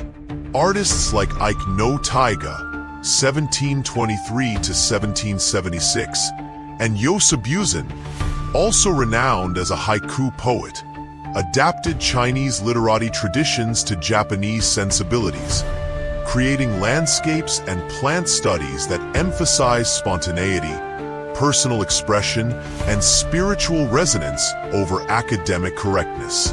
The remarkable diversity of visual arts during the Edo period reflected the social complexity and cultural vitality of a society that, despite political restrictions, found innumerable ways to express its creative energy. From the refined aestheticism of traditional painting to the commercial vibrancy of ukiyo-e, from formal portraits to satirical sketches, Edo visual culture encompassed an extraordinary range of forms, techniques, and purposes. This visual heritage would later prove crucial in defining modern Japanese identity during the rapid westernization of the Meiji era, providing a distinctive aesthetic tradition that could be proudly maintained even as Japan adopted many Western technologies and institutions. The performance arts of the Edo period reflected the distinctive social structure and cultural tensions of Tokugawa society, simultaneously reinforcing and subverting the official hierarchy. Theater in particular became a crucial space where social contradictions could be explored, where the officially disparaged merchant class could assert cultural leadership, and where the rigid boundaries of everyday life could be temporarily transcended through imagination and spectacle. Kabuki theater, which evolved from earlier dance forms in the early 17th century, exemplifies this complex cultural role. Initially associated with disreputable female performers who offered sexual services alongside theatrical entertainment, Kabuki was transformed by government regulations prohibiting women from the stage in 1629. This restriction, intended to control public morals, had the unintended consequence of creating the distinctive tradition of onagata, male actors specializing in female roles who developed stylized techniques for portraying idealized femininity. Far from diminishing Kabuki's appeal, these restrictions ultimately contributed to its artistic sophistication and cultural significance. Kabuki actors became the celebrities of their day, their fame extending far beyond the theater itself. The establishment of hereditary acting lineages like the Ichikawa family, specialists in arigoto, or rough-style acting, and the Nakamura family created dynasties of performers who refined techniques and preserved traditions across generations. Names like Ichikawa Danjuro and Nakamura Uteman became institutions in themselves, with each successive bearer of the name inheriting not just theatrical techniques, but cultural authority and public adoration. What made Kabuki revolutionary was not merely its artistic innovations, but its social positioning as an art form created for and patronized primarily by the Kannin townspeople, especially the wealthy merchant class.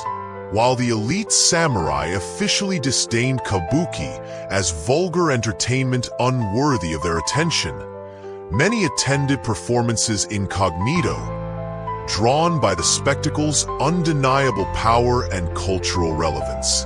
This contradiction between official disapproval and actual practice exemplified the growing gap between the formal social hierarchy and lived reality in Edo, Japan.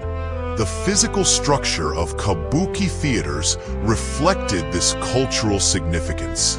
The three major theaters of Edo, the Nakamura-zie, Ichimura-zie, and Morita-zie, were imposing structures that could accommodate thousands of spectators from different social classes.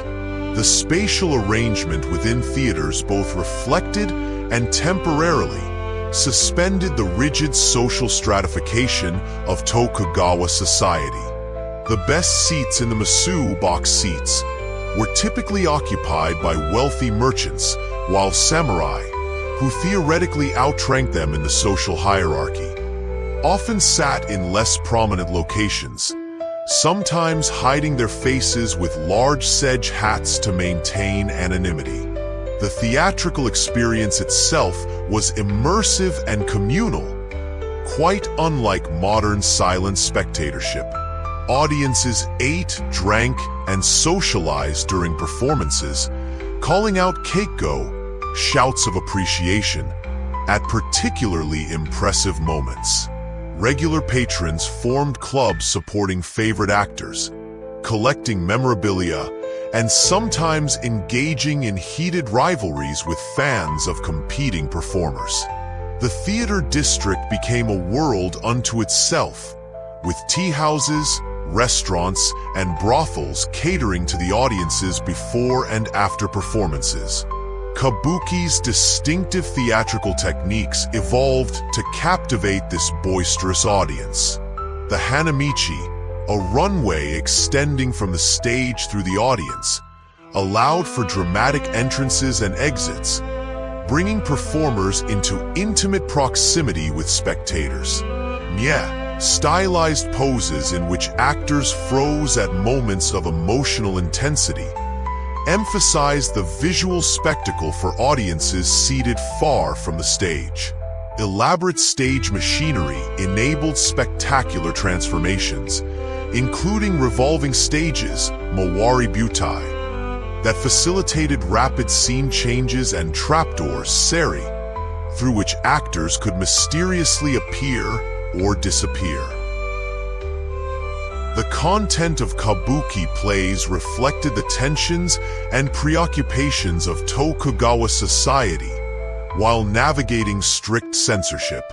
Historical plays, Jidaimono, ostensibly depicted events from Japan's distant past, but often contained thinly veiled commentary on contemporary politics.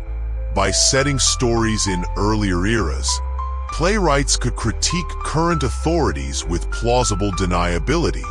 Domestic plays, Suamono, focused on contemporary urban life, particularly the conflicts between giri, social obligation, and ninjo, human emotion, that tormented individuals caught in the restrictive social system. One of the most popular subgenres, Kisekai, courtesan buying plays, depicted the world of licensed pleasure quarters like Yoshiwara in Edo and Shinmachi in Osaka. These plays reflected the contradictory social position of high-ranking courtesans, who were simultaneously socially marginalized and culturally celebrated. The tragic romances between courtesans and their clients dramatized the conflict between commercial transactions and genuine emotional attachment, a tension that resonated in a society increasingly dominated by mercantile values despite its Confucian rhetoric.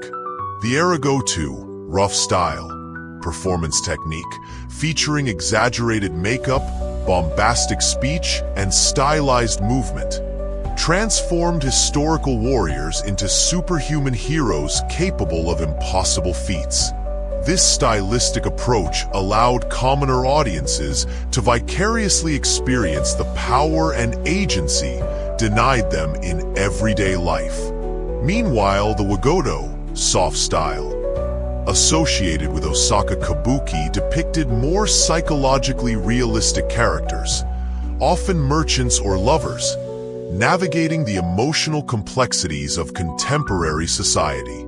The government, recognizing theater's potential for social disruption, imposed extensive regulations on kabuki. Beyond banning female performers, authorities restricted content, censored scripts, and periodically closed theaters when performances were deemed excessively subversive or when actors developed too much influence over their audiences. Despite these restrictions, or perhaps partly because of them, kabuki thrived as an art form that constantly navigated the boundaries between entertainment, art, and social commentary. While kabuki dominated urban entertainment, another theatrical form developed which would become equally significant in Japan's cultural landscape. Ninjyo Jiruri, later known as bunraku. This sophisticated puppet theater combined three distinct elements: elaborate puppets manipulated by multiple puppeteers, expressive narration delivered by a chanter, taiyu, and atmospheric music performed on the shamisen, a three-stringed instrument. The technical sophistication of bunraku puppetry represented a remarkable achievement. Each principal puppet required three manipulators working in perfect coordination. The omazukai, head puppeteer, controlling the head and right arm, the hidarazukai operating the left arm, and the ashizukai managing the feet and legs. The chief puppeteer performed exposed to the audience, while his assistants dressed in black to signify their invisibility. This division of labor allowed for extraordinarily nuanced movement, enabling puppets to perform actions as subtle as weeping or as complex as committing ritual suicide. The narrator's role was equally demanding, requiring the vocal versatility to portray multiple characters of different ages, genders, and social positions, sometimes within a single scene.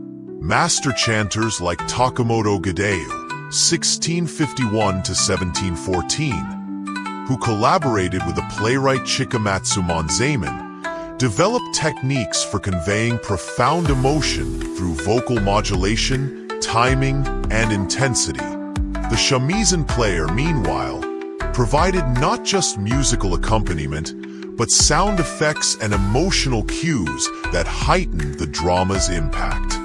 Bunraku reached its artistic peak through the work of Chikamatsu Monzaemon, 1653–1725. Often called Japan's Shakespeare for his unmatched contributions to dramatic literature. Chikamatsu's historical dramas, Jidemono, explored the tension between political loyalty and personal desire, while his domestic tragedies, Suamono, brought unprecedented dignity to the portrayal of ordinary people.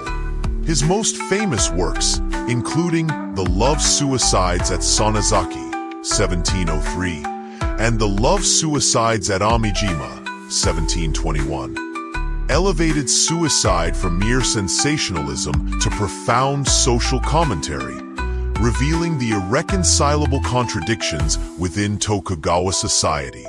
What made Chikamatsu's achievement particularly remarkable was his ability to imbue puppet characters with psychological complexity previously reserved for human actors.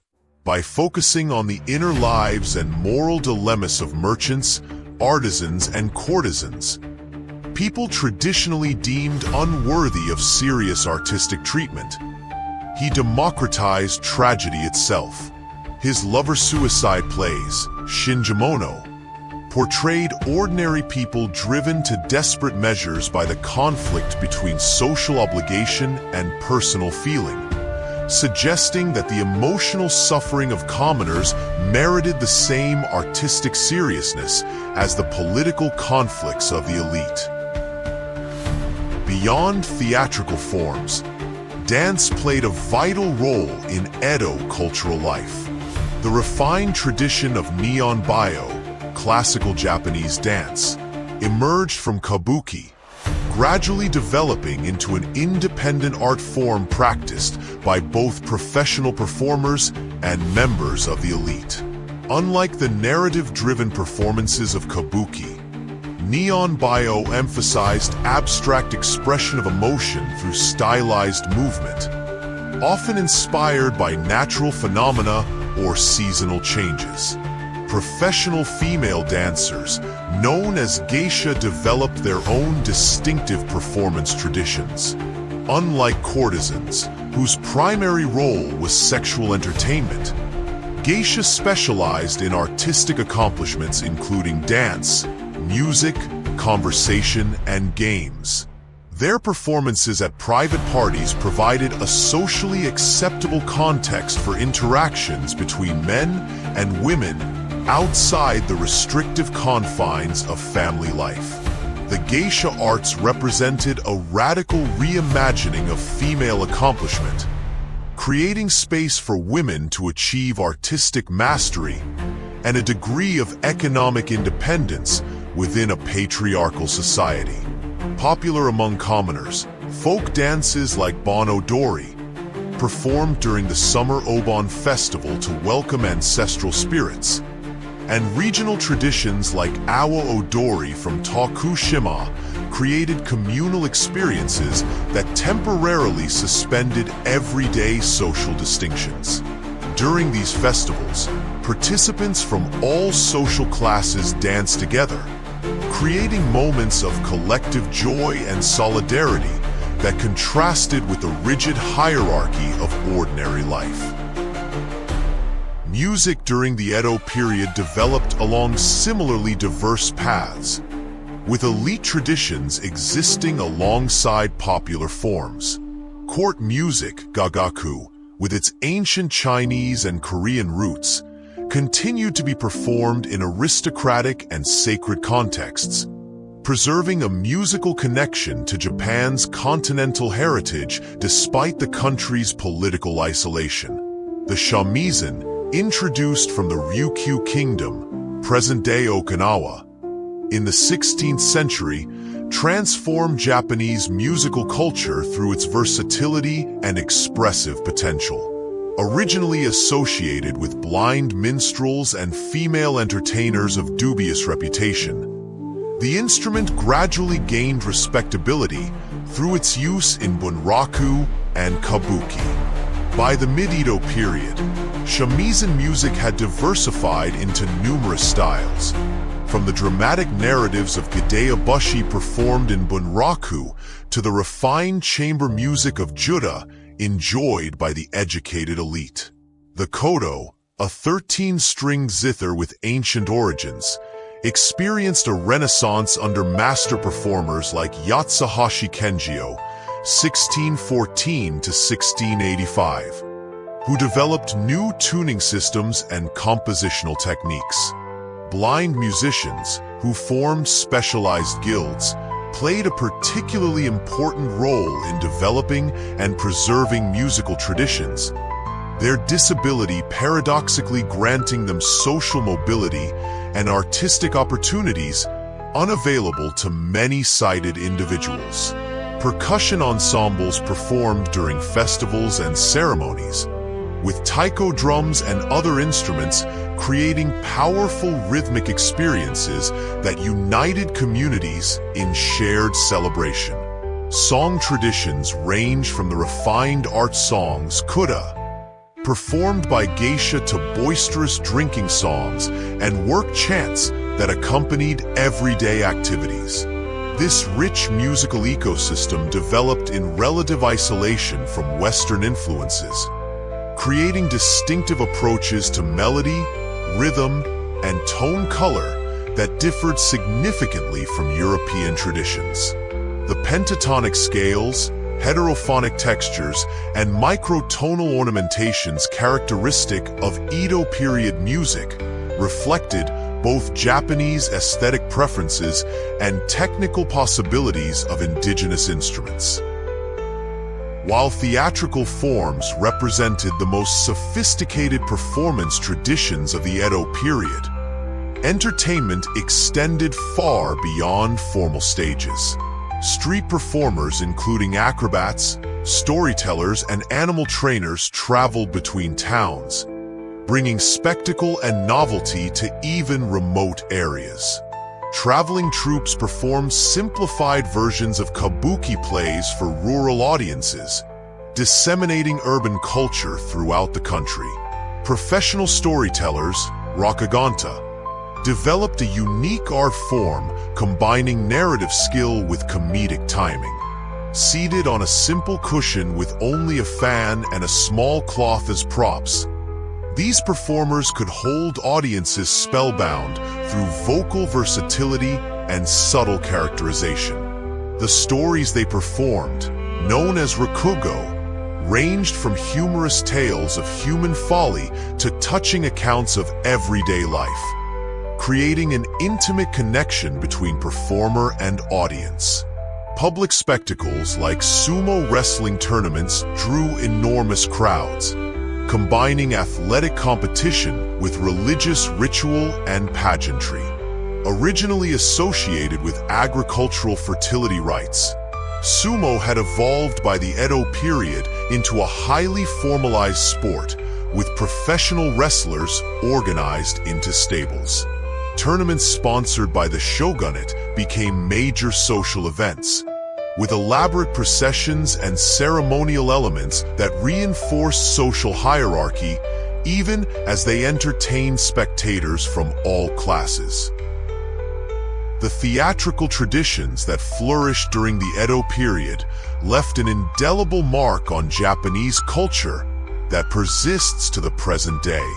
When Japan reopened to Western influence in the Meiji era, 1868 to 1912, these indigenous performance traditions faced existential challenges from imported art forms. Some advocated abandoning backward Japanese theater in favor of Western models, while others recognized the unique value of these cultural achievements and fought to preserve them.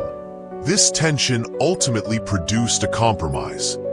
Traditional forms like kabuki and bunraku were preserved as classical, arts warranting government protection and patronage, while new theatrical forms emerged that synthesized Japanese and Western elements. The concept of traditional Japanese theater as a distinct category requiring conservation was itself partly a modern creation, a response to the threat of cultural erasure during rapid Westernization. Today, institutions like the National Theater in Tokyo and the National Bunraku Theater in Osaka continue to preserve and present these Edo period performance traditions, their survival representing both artistic achievement and cultural resilience.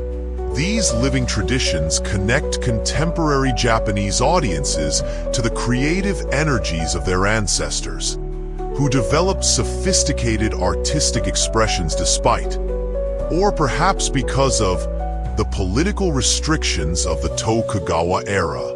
The performance arts of the Edo period thus stand as powerful testimony to human creativity under constraint, demonstrating how artists working within seemingly restrictive political and social systems can nonetheless produce work of profound beauty and enduring significance. They remind us that art created for entertainment and commercial purposes can achieve philosophical depth and formal sophistication equal to that produced in more elite contexts. Perhaps most importantly, they reveal how performance can simultaneously reinforce and subvert social conventions, creating spaces where alternative realities can be imagined and embodied, if only temporarily. In the theaters, tea houses, and festival grounds of Edo, Japan, performers and audiences collaborated in creating moments of transcendence within a highly regulated society. These fleeting experiences, preserved through traditions passed down across generations, offer valuable insights into both the specific cultural world of Tokugawa Japan and the universal human drive to transform everyday reality through imaginative performance. The visual arts of the Edo period represent one of history's most remarkable democratizations of artistic expression. While literature broke new ground by making written expression accessible to ordinary people, the visual arts achieved an even more profound revolution through ukiyo-e woodblock prints. This revolutionary medium transformed visual culture from a luxury confined primarily to elites into a commercial product affordable to broad segments of urban society, effectively creating what we might consider Japan's first mass media. The technical foundations of ukiyo-e rested upon advances in woodblock printing that enabled economical production of both single-sheet prints and illustrated books. By the mid-18th century, artists and craftsmen had perfected techniques for multicolor printing, nishiki-e, allowing for the creation of visually sophisticated images at relatively modest cost. The production process represented a remarkable collaboration among specialists, publishers who financed and distributed works, artists who created original designs, master carvers who transferred these designs to wooden blocks with extraordinary precision, and skilled printers who applied pigments to produce the final images. This division of labor not only enhanced technical excellence, but also made mass production possible, bringing visual art into homes across the social spectrum. Thematically, ukiyo-e initially centered on the entertainment districts and pleasure quarters of major cities, particularly Edo. The very term ukiyo underwent a fascinating semantic transformation during this period. Originally a Buddhist concept referring to the transient, sorrowful world of earthly existence, it was cleverly repurposed to celebrate rather than lament impermanence, embracing the ephemeral pleasures of urban entertainment culture. Early masters like Hoshikawa Muranobu, 1618 to 1694, specialized in depicting beautiful courtesans of the Yoshiwara pleasure district and the kabuki actors who represented the celebrities of their age, creating visual records of popular culture that both reflected and shaped public taste. As the form evolved through the 18th century, artists like Suzuki Harunobu, 1725 to 1770, brought increasing technical sophistication and aesthetic refinement to ukiyo-e. Harunobu's innovation of full-color printing, nishiki-e, around 1765 transformed the medium's visual possibilities, allowing for subtle gradations of color and texture previously unachievable in mass-produced art. His idealized depictions of beautiful women, Bijinga, established aesthetic conventions that would influence the genre for generations to come, combining sensual appeal with artistic refinement in ways that satisfied both popular taste and more educated sensibilities. The great master Kitagawa Utamaro, 1753 to 1806, further developed the Bijinga genre, bringing unprecedented psychological depth and individuality to his portrayals of women from various walks of life. Moving beyond conventional depictions of courtesans, Utamaro portrayed women engaged in daily activities, capturing intimate moments with remarkable sensitivity. His ability to suggest complex emotional states through subtle facial expressions and body language elevated ukiyo-e from mere entertainment to profound artistic expression, demonstrating that commercially viable art could achieve depths previously associated only with elite traditions. By the early 19th century, ukiyo-e had expanded far beyond its initial focus on the pleasure quarters to encompass an extraordinary range of subjects. Katsushika Hokusai, 1760 to 1849, perhaps the most versatile artistic genius in Japanese history, transformed the landscape print through series like 36 Views of Mount Fuji, which included his iconic masterpiece, The Great Wave off Kanagawa. In this revolutionary image, a massive wave seems poised to engulf both fishing boats and Mount Fuji itself, creating a dramatic composition that balances human vulnerability against the overwhelming power of nature. Hokusai's revolutionary use of perspective, imported through Dutch prints that had penetrated Japan's isolation, combined with traditional Japanese aesthetic sensibilities to create something entirely new. Hokusai's landscapes marked a profound shift in Japanese visual arts. While earlier artists had typically depicted nature as a backdrop for human activities or as stylized decorative elements, Hokusai presented landscapes as worthy subjects in their own right.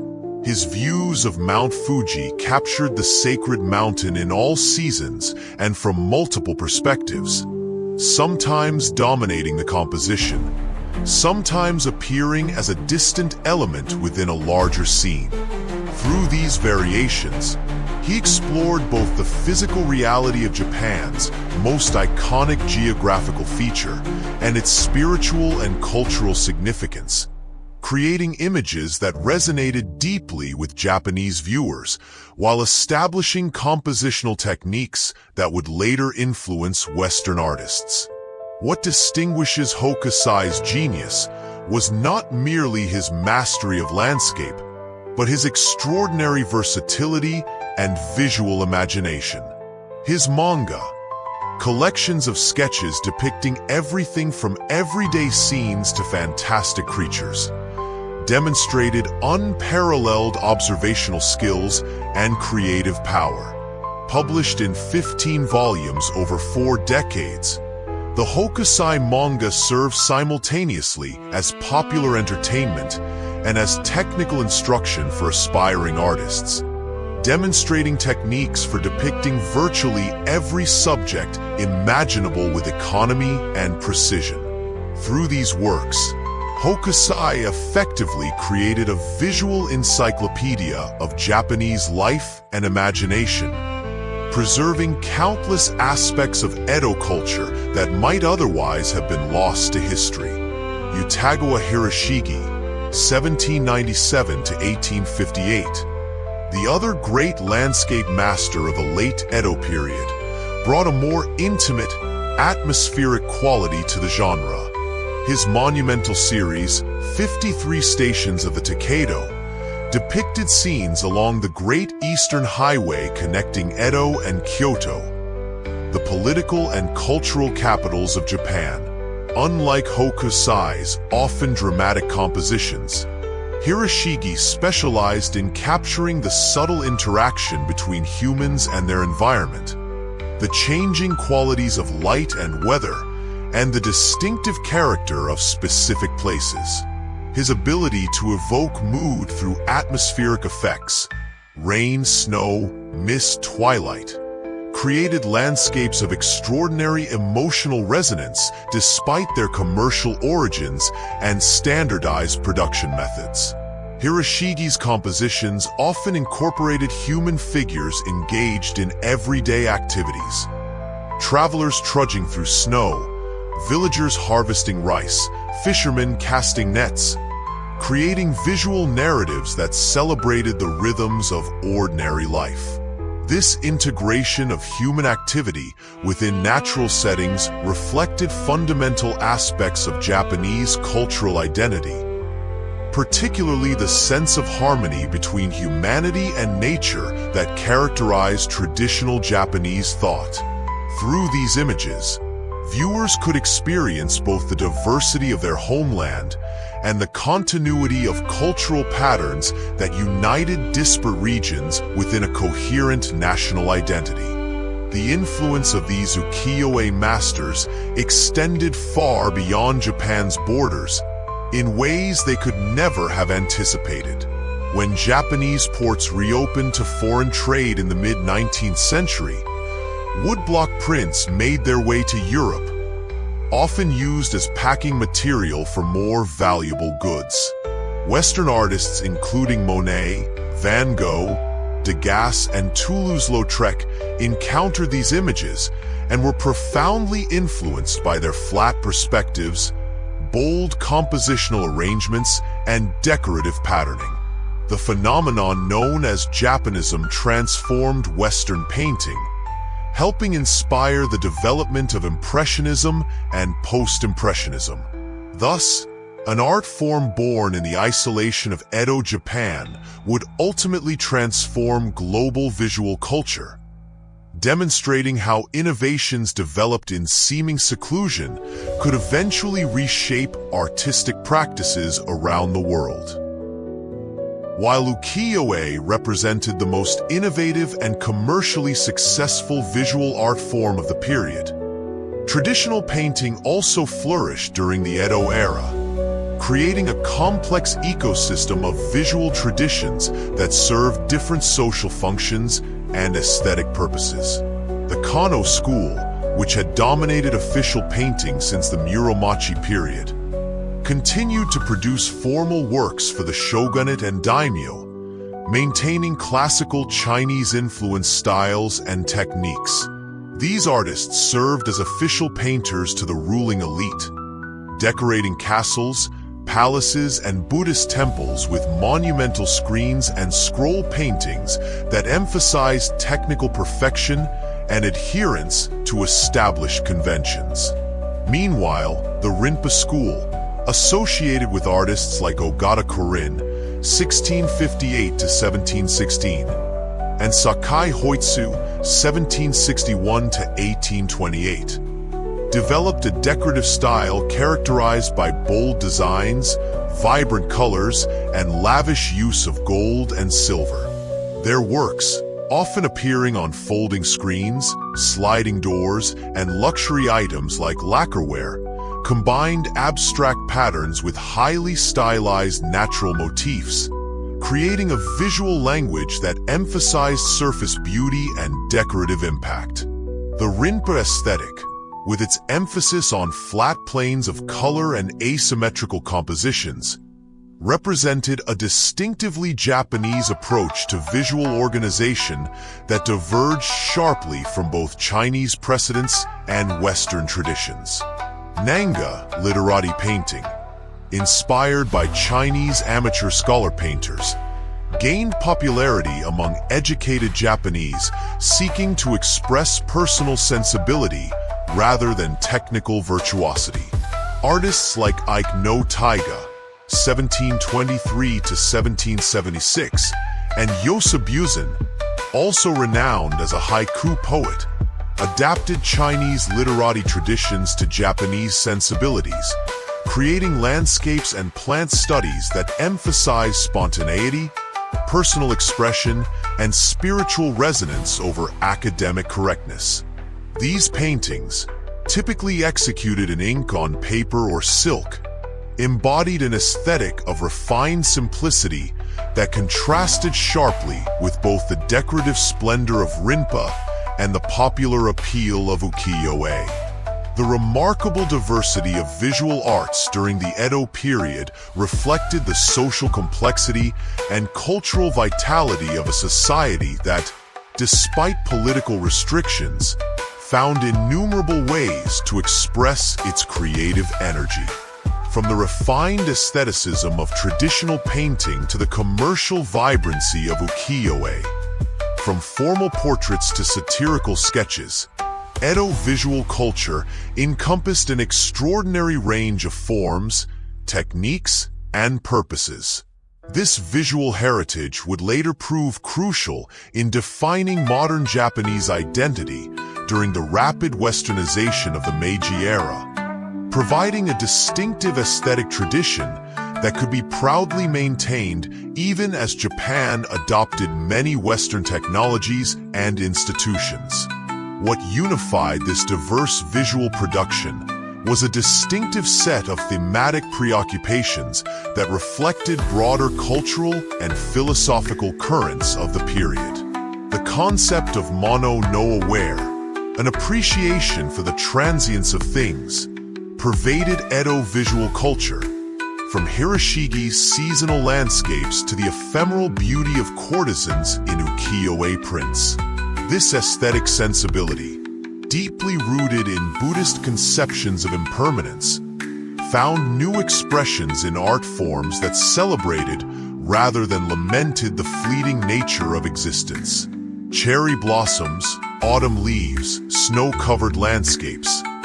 These traditional symbols of impermanence appeared throughout Edo visual arts, reminding viewers that beauty itself was inseparable from transience. Alongside this philosophical dimension, Edo visual arts embraced the quotidian with unprecedented enthusiasm.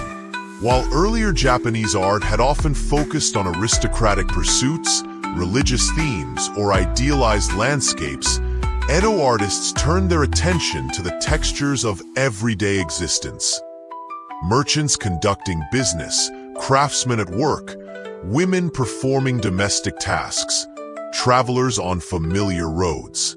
This focus on ordinary life reflected the growing cultural influence of the merchant class, whose patronage encouraged art that reflected their own experiences and values rather than those of traditional elites. The celebration of urban pleasure culture, theaters, tea houses, brothels, and festivals constituted another distinctive theme in Edo visual arts, particularly ukiyo-e. The floating world aesthetic embraced sensual pleasure not as moral transgression, but as a legitimate dimension of human experience deserving artistic commemoration. Images of beautiful courtesans, kabuki actors, and scenes from popular stories satisfied public fascination with celebrity culture, while providing visual access to experiences that many ordinary people could enjoy only vicariously. These images function simultaneously as advertisements, souvenirs, fashion plates, and pure entertainment, demonstrating the commercial sophistication of Edo visual culture. Nature remained a central preoccupation throughout this period, but its representation evolved in significant ways. While traditional painting often depicted idealized landscapes based on Chinese models or stylized natural elements as decorative motifs, artists like Hokusai and Hiroshige developed more observational approaches that captured the specific character of Japanese geography.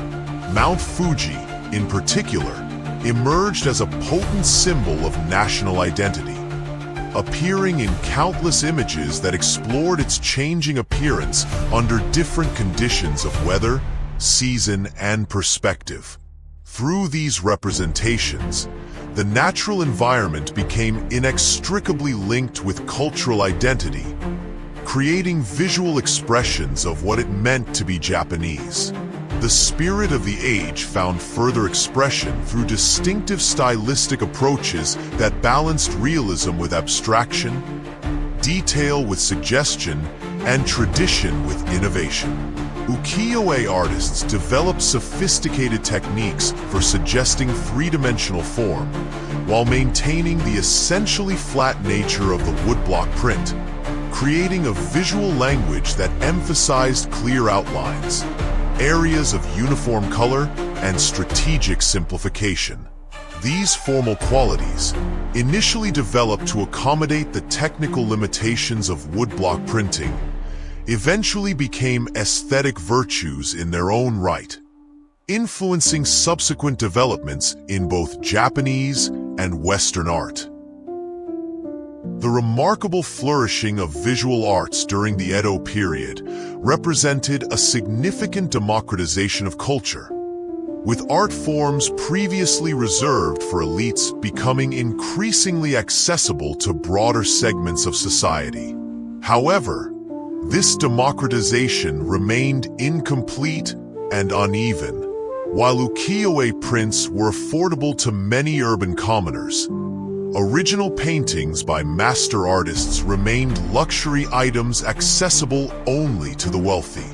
The social organization of artistic production, with established schools controlling access to training and patronage, perpetuated certain forms of elitism even as new avenues for artistic expression emerged. Elite patronage, while enabling artistic innovation in certain domains, often excluded lower classes from fully participating in high culture. The daimyo and wealthy merchants who commissioned works from master painters required expensive materials and specialized techniques that remained inaccessible to ordinary people. Education in traditional painting required lengthy apprenticeships that were simply impossible for those who needed to work for their daily survival.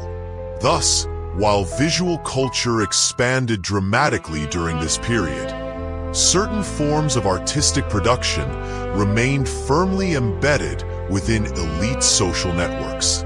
Censorship laws imposed by the shogunate further restricted certain forms of expression, particularly those deemed politically subversive or morally corrupting.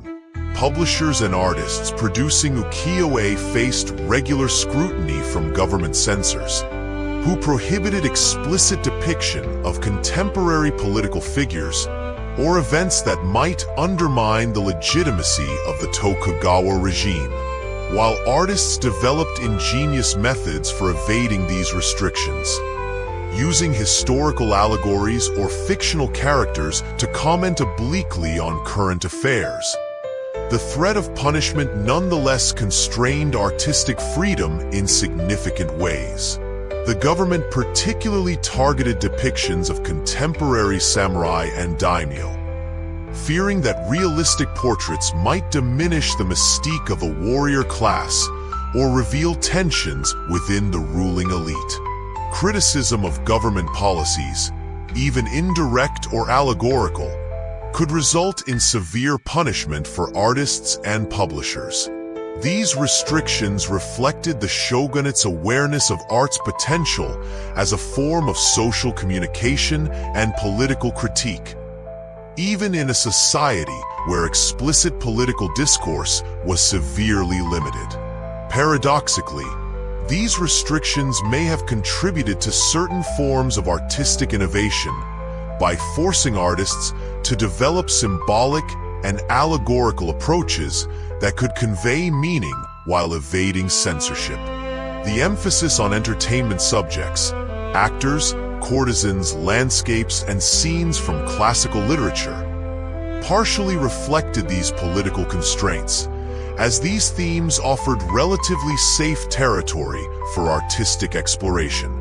By developing sophisticated visual languages within these apparently innocuous subjects, artists created works that could communicate subtle social commentary while maintaining plausible deniability. Despite these limitations, the visual culture of the Edo period achieved remarkable breadth and accessibility compared to previous eras. The proliferation of illustrated books and affordable prints brought visual art into ordinary households, creating an unprecedented community of viewers who shared common visual references and aesthetic experiences. Public exhibitions of paintings, often held at temples and shrines during festivals, provided opportunities for people of various social classes to view masterworks that might otherwise remain hidden in elite residences. These democratizing tendencies created new forms of cultural community that transcended, without entirely eliminating, traditional social boundaries. The tension between accessibility and elitism in Edo visual culture reflected broader contradictions within Tokugawa society itself. A system that maintained rigid status distinctions while witnessing the rise of a merchant class whose economic power increasingly challenged samurai dominance. Artists navigated these contradictions by creating works that could simultaneously satisfy elite patrons and appeal to broader audiences, developing visual languages that communicated across social boundaries, while acknowledging the different contexts in which their works would be viewed and interpreted. This balancing act between elite and popular tastes, between tradition and innovation, and between political constraints and artistic freedom, created a dynamic cultural environment that fostered extraordinary creativity despite, or perhaps because of, its inherent tensions. The resulting body of visual art represents one of history's most remarkable achievements. A cultural flowering that emerged not from unlimited freedom, but from the creative negotiation of significant constraints, producing works whose beauty and significance transcended the particular conditions of their creation. Behind this extraordinary cultural explosion lay another force reshaping Japan: commerce. As markets expanded and cities grew during the prolonged peace of the Tokugawa era, a new kind of wealth began to define Japanese society. While samurai maintained formal political authority and social prestige, merchants accumulated unprecedented economic power through increasingly sophisticated commercial networks that connected regions throughout the country. This economic transformation created both the material conditions for artistic production and the social contexts in which new art forms could find appreciative audiences. The urbanization of Japan during this period created concentrated markets for cultural products of all kinds. Edo grew from a small fishing village into one of the world's largest cities, with a population exceeding 1 million by the mid-18th century. Other cities, including Osaka, Kyoto, and Nagasaki, developed distinctive commercial cultures that supported various artistic traditions. These urban centers created unprecedented concentrations of potential patrons, audiences, and consumers for visual art. From wealthy merchants who could commission original paintings to ordinary townspeople who purchased inexpensive prints. The rise of a consumer culture, with disposable income available for non-essential purchases, fueled demand for affordable art that could decorate homes, commemorate special occasions, or simply provide aesthetic pleasure. Woodblock prints, typically priced within reach of prosperous artisans and merchants, satisfied this demand while creating new forms of visual experience that reflected urban sensibilities. Publishers responded to market preferences with remarkable sensitivity, producing images that resonated with contemporary tastes while continuously innovating to maintain consumer interest. The commercial organization of artistic production, particularly in ukiyo-e, prefigured modern media industries in significant ways. Publishers functioned essentially as producers, investing capital in the creation of prints and books while managing the complex process of bringing these products to market.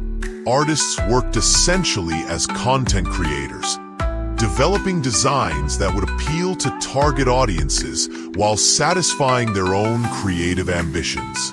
Specialized craftsmen, carvers, and printers contributed technical expertise that transformed designs into finished products. This division of labor enabled both artistic innovation and commercial efficiency, creating sustainable economic models for cultural production. As markets expanded and cities grew, this new economy of cultural production transformed not just what art was made, but who could participate in its creation and consumption. The visual culture of the Edo period thus represents not merely a collection of beautiful objects, but a complex social achievement. the creative response of a society in transition to the opportunities and challenges presented by economic change. This foundation of commercial vitality would continue to support Japanese visual arts through the tumultuous transitions of the Meiji era and beyond, demonstrating how deeply cultural expression is intertwined with economic conditions, even as it transcends purely commercial values. As the swords of samurai were gradually sheathed and the smoke of battle cleared from Japan's landscape, another revolution, quieter but no less profound, was reshaping the nation from within. The Edo period, 1603 to 1868, witnessed an economic transformation unprecedented in Japanese history, one that would lay the foundations for Japan's eventual emergence as a modern industrial power. What began as a simple necessity, the need to feed and supply a rapidly growing urban population, evolved into a complex commercial ecosystem that defied the very social hierarchy upon which Tokugawa society was built. In the shadow of Edo Castle, where shoguns ruled with unquestioned authority, a new force was rising, the power of the merchant.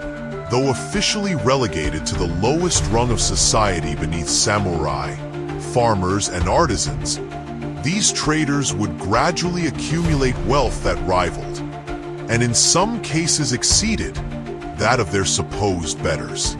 Their story is one of innovation against odds, of finding opportunity within the rigid confines of a feudal system designed to contain them. The peace established by the Tokugawa shogunate created the perfect conditions for this economic flourishing, with warfare no longer disrupting agriculture and trade. Resources once devoted to military pursuits could be redirected toward production and commerce. The stability that characterized this era allowed for long-term investments, consistent trade routes, and the accumulation of capital, all essential ingredients for sustained economic growth.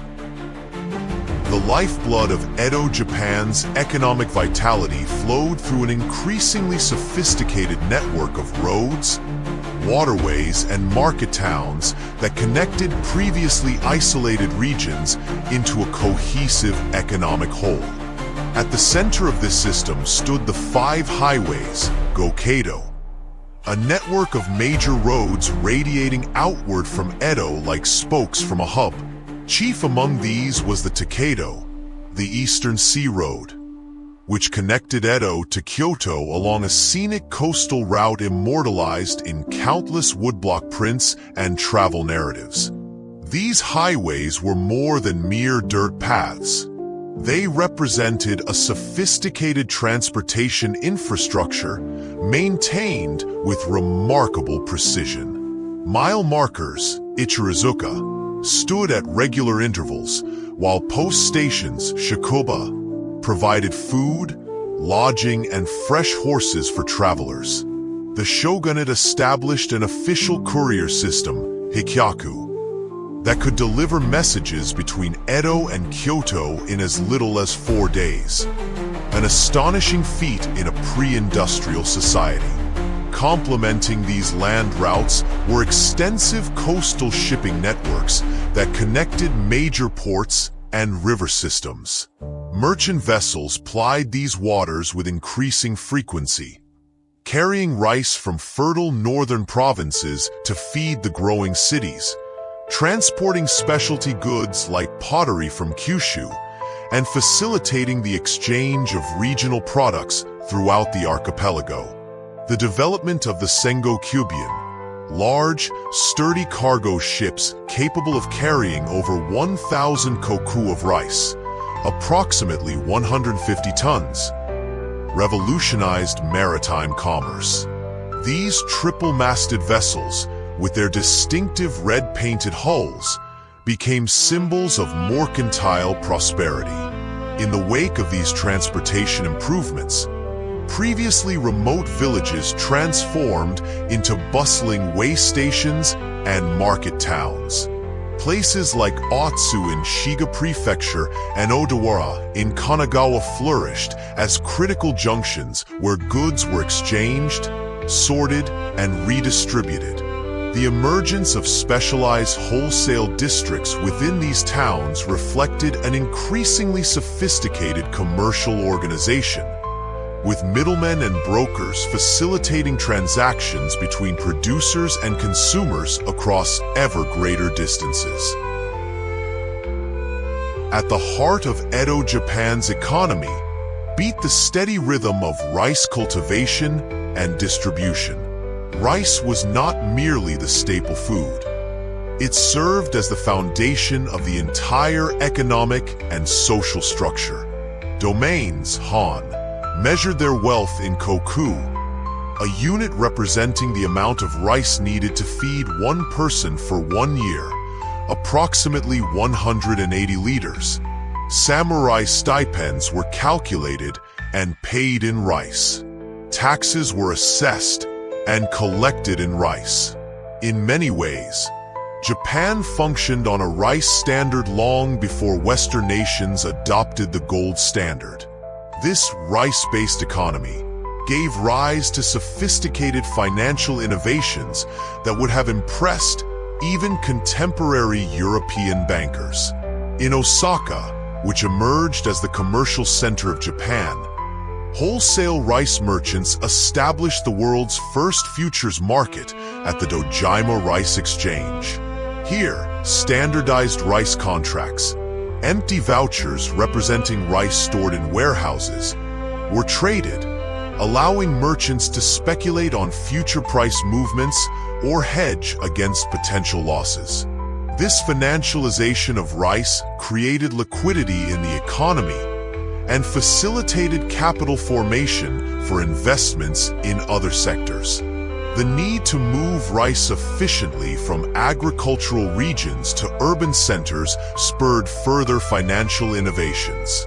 Money changers, ryogia, evolved into proto-banks, offering services including currency exchange between various domain currencies, loans, and bills of exchange, kawas. These financial instruments allowed merchants to transfer funds between cities without physically transporting coins, reducing the risks of highway robbery while accelerating the pace of commerce. By the late Edo period, these ryogia had developed into sophisticated financial institutions that maintained complex accounting systems, operated branch networks, and extended credit to both merchants and daimyo. The Mitsui family, whose commercial empire began with a small dry goods shop in Edo, exemplified this evolution. Their financial acumen transformed them into one of Japan's wealthiest merchant houses, with interests spanning banking, textile production, and general trading, an early form of the zaibatsu, financial conglomerates, that would later dominate Japan's industrial economy. Perhaps the most visible manifestation of economic growth during the Edo period was the explosive urbanization that transformed Japan's landscape. At the beginning of the 17th century, Edo was little more than a fishing village clustered around a castle. By the mid-18th century, it had grown into one of the world's largest cities, with a population exceeding 1 million inhabitants. This remarkable growth stemmed directly from the Senkinkotai system, which required daimyo to maintain lavish residences in Edo and spend alternate years in the capital, effectively creating a massive stimulus for urban development. Each daimyo's procession to and from Edo involved hundreds, sometimes thousands, of retainers, creating constant demand for lodging, food, and services along major highways. Within Edo itself, daimyo compounds occupied vast tracts of land on the city's high ground, while their numerous retainers required housing in surrounding areas. Supporting this influx of samurai were countless artisans, shopkeepers, servants, and laborers who populated the commoners' districts, Shitamachi. In the city's lowlands, Edo's growth mirrored similar developments in other urban centers. Osaka emerged as the nation's commercial hub, Japan's kitchen, where goods from throughout the country were gathered, processed, and distributed. Kyoto, though diminished in political importance, remained the cultural capital and center of luxury crafts production. Meanwhile, regional castle towns, Jokamichi, flourished around daimyo residences in provincial centers, creating a hierarchy of urban settlements that formed the backbone of the pre-modern Japanese economy. These cities became laboratories for commercial innovation. Specialized shopping districts emerged, with stores arranged by product category. Fabric merchants clustered in one neighborhood, booksellers in another. The Depachika, department store basement food halls, that remain a fixture of Japanese urban life, trace their origins to the specialized food markets of Edo period cities. Multi-story shops with living quarters above retail space became common, creating distinctive urban landscapes captured in contemporary woodblock prints. The merchant class occupied a paradoxical position in Edo society. Officially ranked below samurai, farmers, and artisans in the Confucian-inspired social hierarchy, they were viewed with suspicion and sometimes contempt by the ruling elites. Sumptuary laws restricted their dress, housing, and consumption patterns. Periodic money-lending forgiveness edicts, tokusirai, could wipe out debts owed to them by samurai, effectively confiscating their wealth. Yet despite these obstacles, merchants thrived through adaptability and innovation. One key to their success was the development of innovative business practices.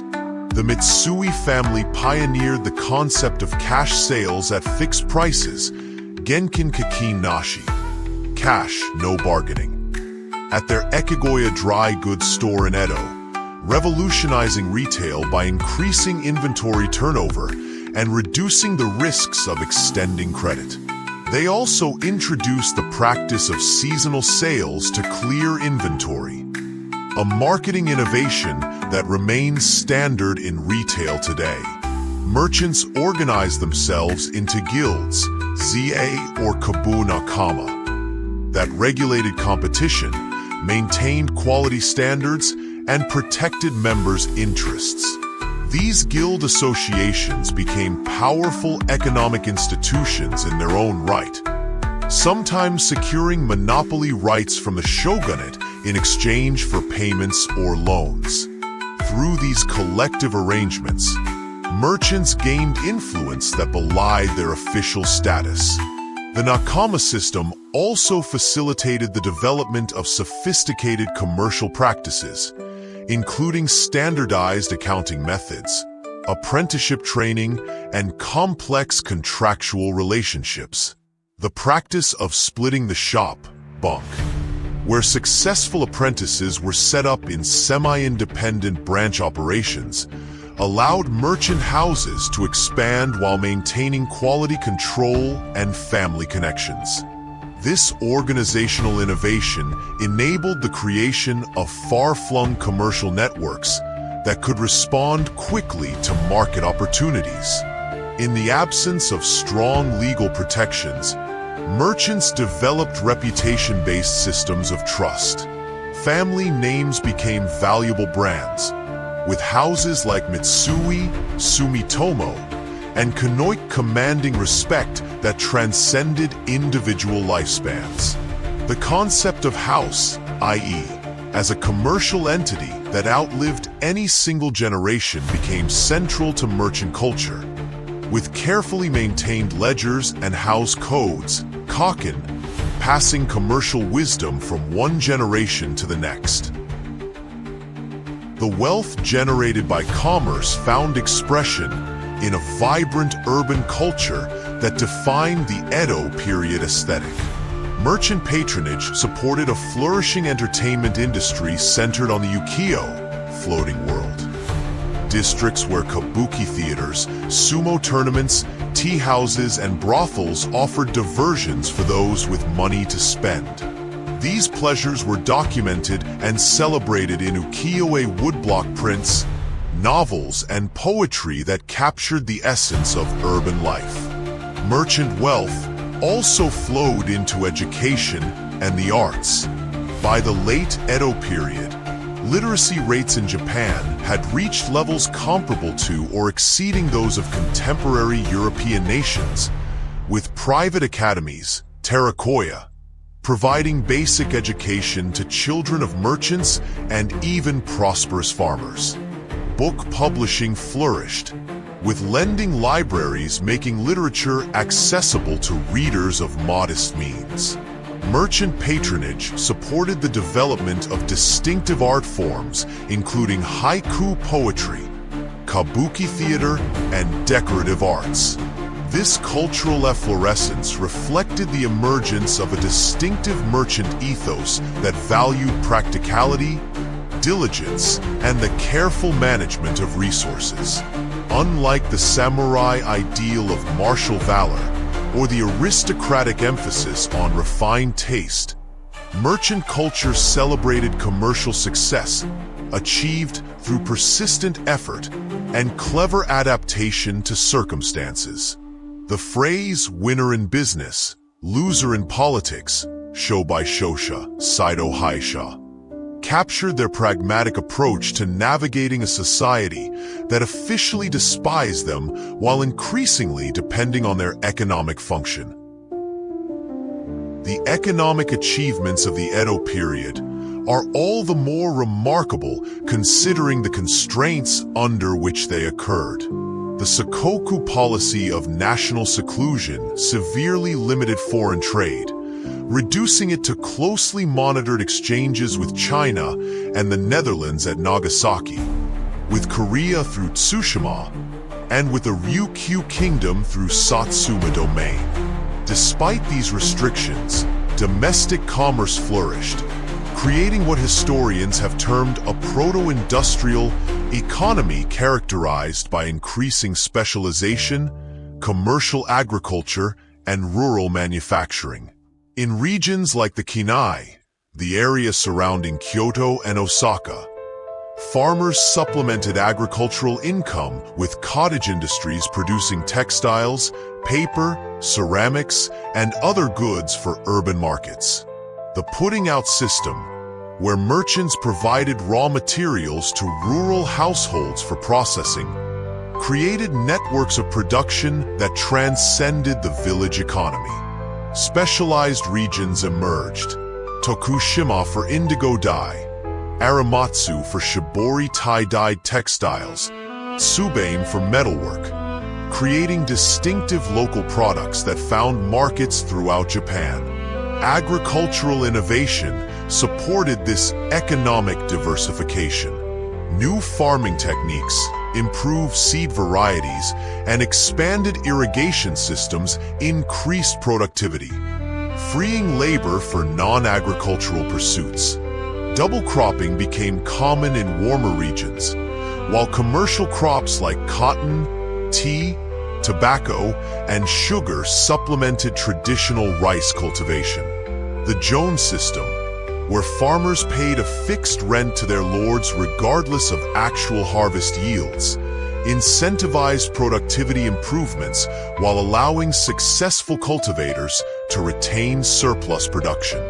Yet this growth occurred within a political system fundamentally suspicious of change. The shogunate periodically attempted to control economic developments through sumptuary laws, restrictions on business activities, and monetary reforms intended to curb inflation or commercial excess. These interventions, while rarely successful in the long term, created cycles of boom and bust that complicated economic development. The rigid social hierarchy, which officially placed merchants below farmers despite their growing wealth, created tensions that would eventually contribute to the system's downfall. By the late 18th century, the very success of the Edo economic system began generating contradictions that would ultimately undermine the Tokugawa order. Population growth in cities created environmental pressures, with Edo suffering periodic fires so destructive they were known as flowers of Edo, Edo no Hana. Water pollution, waste management, and food supply challenges grew increasingly complex as urban centers expanded beyond traditional limits. Inflation became a persistent problem, particularly affecting samurai whose fixed rice stipends lost purchasing power over time. Many samurai fell into debt to merchant creditors, creating an inversion of the social hierarchy that generated resentment and calls for reform. Domain governments faced similar financial challenges, with expensive senkinkotai obligations and the costs of maintaining large bureaucracies straining their resources. Many resorted to debasing their local currencies or imposing additional taxes, further burdening farmers and fueling rural discontent. In rural areas, the commercialization of agriculture created both winners and losers. Wealthy farmers, Gono, who successfully engaged in commercial production, accumulated substantial holdings, sometimes controlling entire villages through tenancy arrangements and money lending.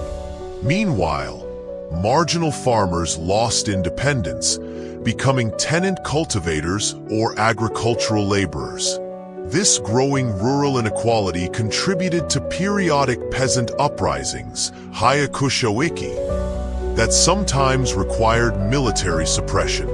Urban poor and day laborers formed an increasingly visible underclass, living in precarious conditions and vulnerable to economic downturns. The hierarchical divisions within merchant communities themselves, between wealthy wholesale merchants and struggling petty retailers, created additional social tensions.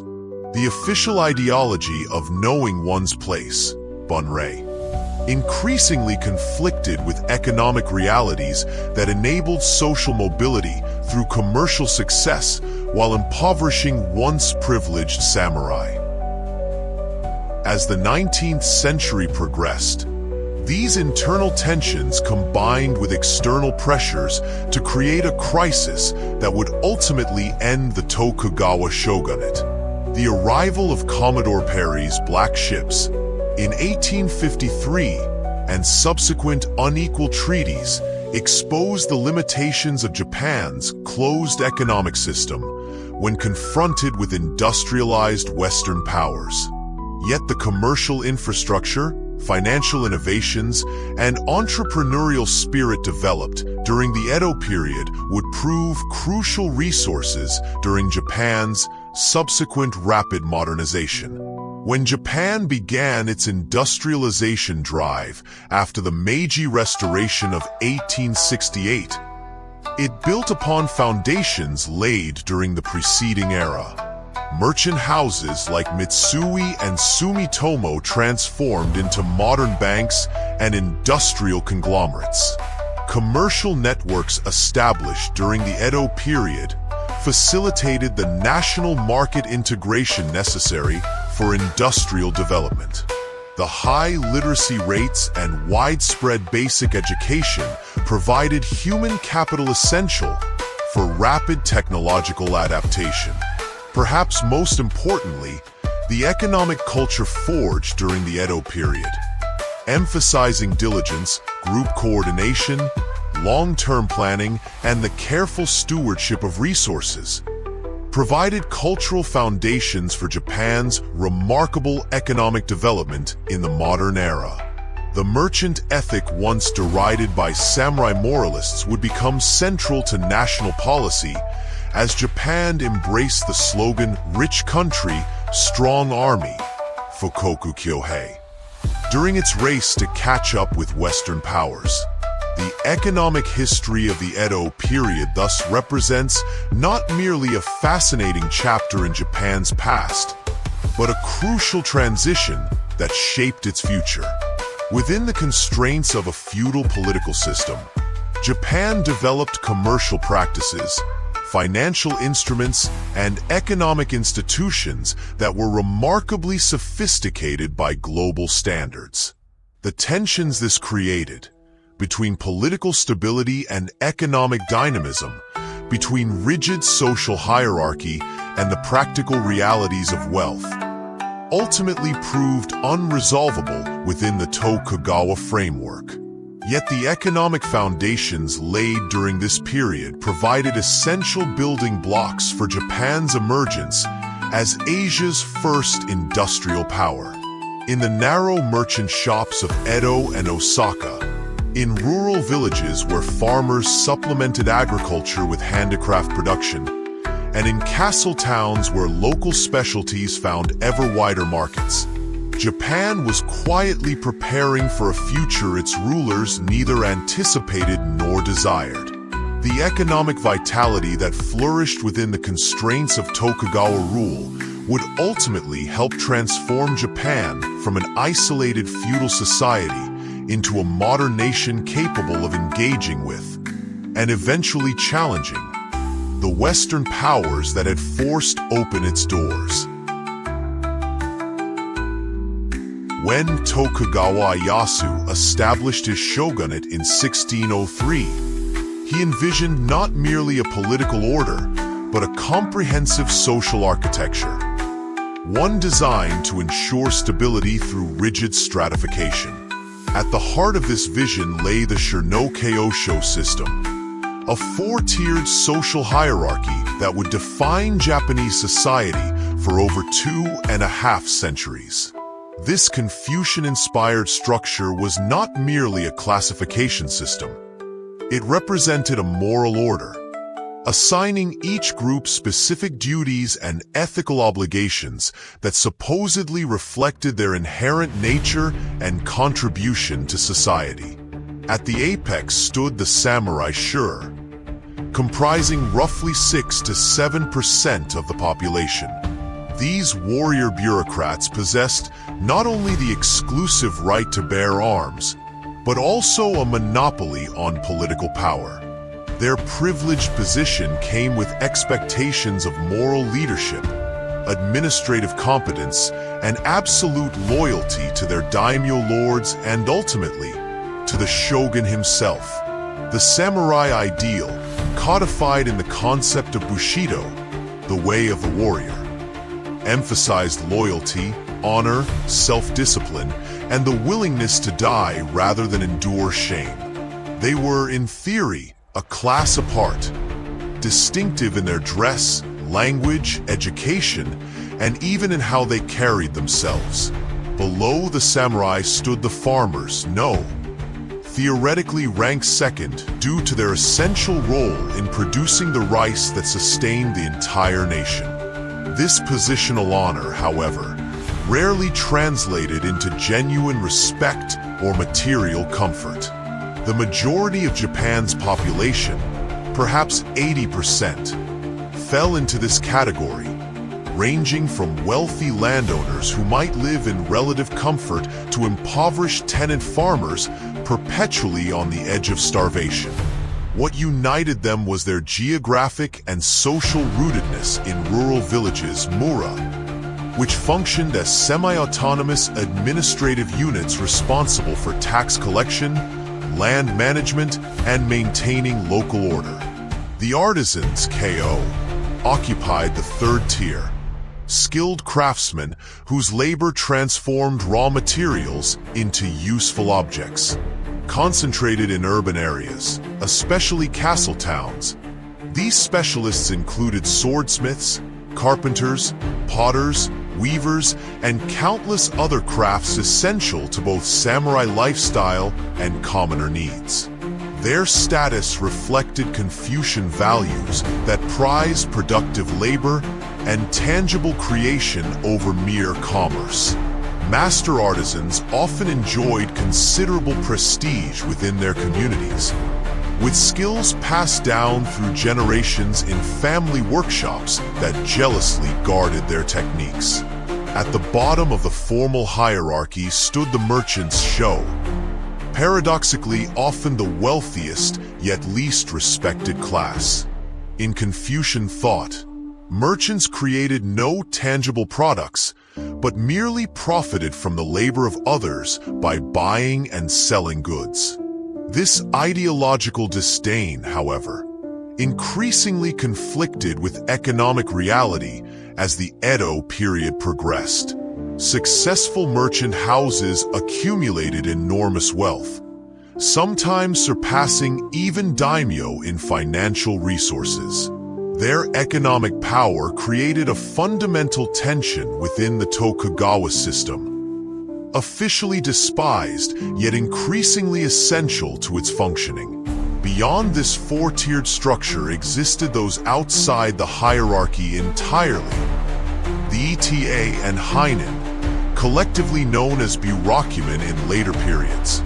These outcast groups, involved in occupations considered ritually impure such as leather tanning, butchery, and disposal of the dead, suffered from severe discrimination. Forced to live in segregated communities and marry only within their own groups, they faced restrictions on movement, dress, and occupation that made them permanent outsiders in Japanese society. Their presence served as a reminder that the Tokugawa order required not only hierarchical divisions, but also absolute exclusions to maintain its conceptual integrity. The Tokugawa social system was more than mere abstract categorization. It prescribed concrete differences in daily life that reinforced status distinctions at every turn. Sumptuary laws regulated clothing, housing, transportation, and even food consumption according to social rank. Samurai were immediately identifiable by their right to wear two swords and distinctive hakama, pleated trousers, while different cloth qualities, colors, and patterns signaled precise gradations of status among commoners. Housing regulations dictated everything from the size and location of residences to architectural details like gate designs and roof materials. Even funeral ceremonies varied by class, with elaborate samurai rituals contrasting sharply with simpler commoner observances. These visible markers of status served a dual purpose. They made the social hierarchy immediately legible in public spaces while creating a sense of group identity within each status group. A samurai's distinctive appearance reminded both himself and others of his elite position and the behavioral expectations that accompanied it. Similarly, a merchant's carefully regulated dress signaled both his prosperity and his subordinate social standing. This visual coding of status helped maintain order in increasingly crowded urban areas where people of different backgrounds interacted daily. Legal distinctions reinforced these status boundaries with differential treatment under the law. The principle of kiri-su gomen, permission to cut and leave, granted samurai the right to strike down commoners who showed insufficient deference. While rarely exercised in practice, and increasingly restricted as the period progressed, this privilege symbolized the fundamental legal inequality at the heart of the system. Different punishments applied to different status groups for the same crimes, with samurai generally facing more lenient consequences, but also bearing the burden of maintaining personal and family honor through appropriate behavior. Marriage and family formation occurred almost exclusively within status boundaries, with formal prohibitions against cross-status unions. Family structures themselves varied by class, with samurai households typically organized around patrilineal descent and strict primogeniture, while commoner families often displayed more flexibility in inheritance practices and greater economic roles for women. Education followed similar patterns of stratification, with domain schools, Hanko, providing classical Confucian education to samurai sons, while commoners accessed more practical learning through temple schools, Terakoya, that emphasized literacy and arithmetic needed for commerce. Yet despite these rigid boundaries, the system contained inherent contradictions and limited avenues for mobility. Adoption practices allowed wealthy merchant families to secure samurai status for their sons through strategic alliances. Impoverished samurai might secretly engage in trade or crafts to survive economic hardship. Successful peasants could move into local leadership positions that granted quasi-samurai privileges. These exceptions never threatened the overall structure, but provided crucial flexibility that helped the system endure for generations despite changing economic conditions. Perhaps no group experienced the paradoxes of the Edo period more acutely than the samurai themselves.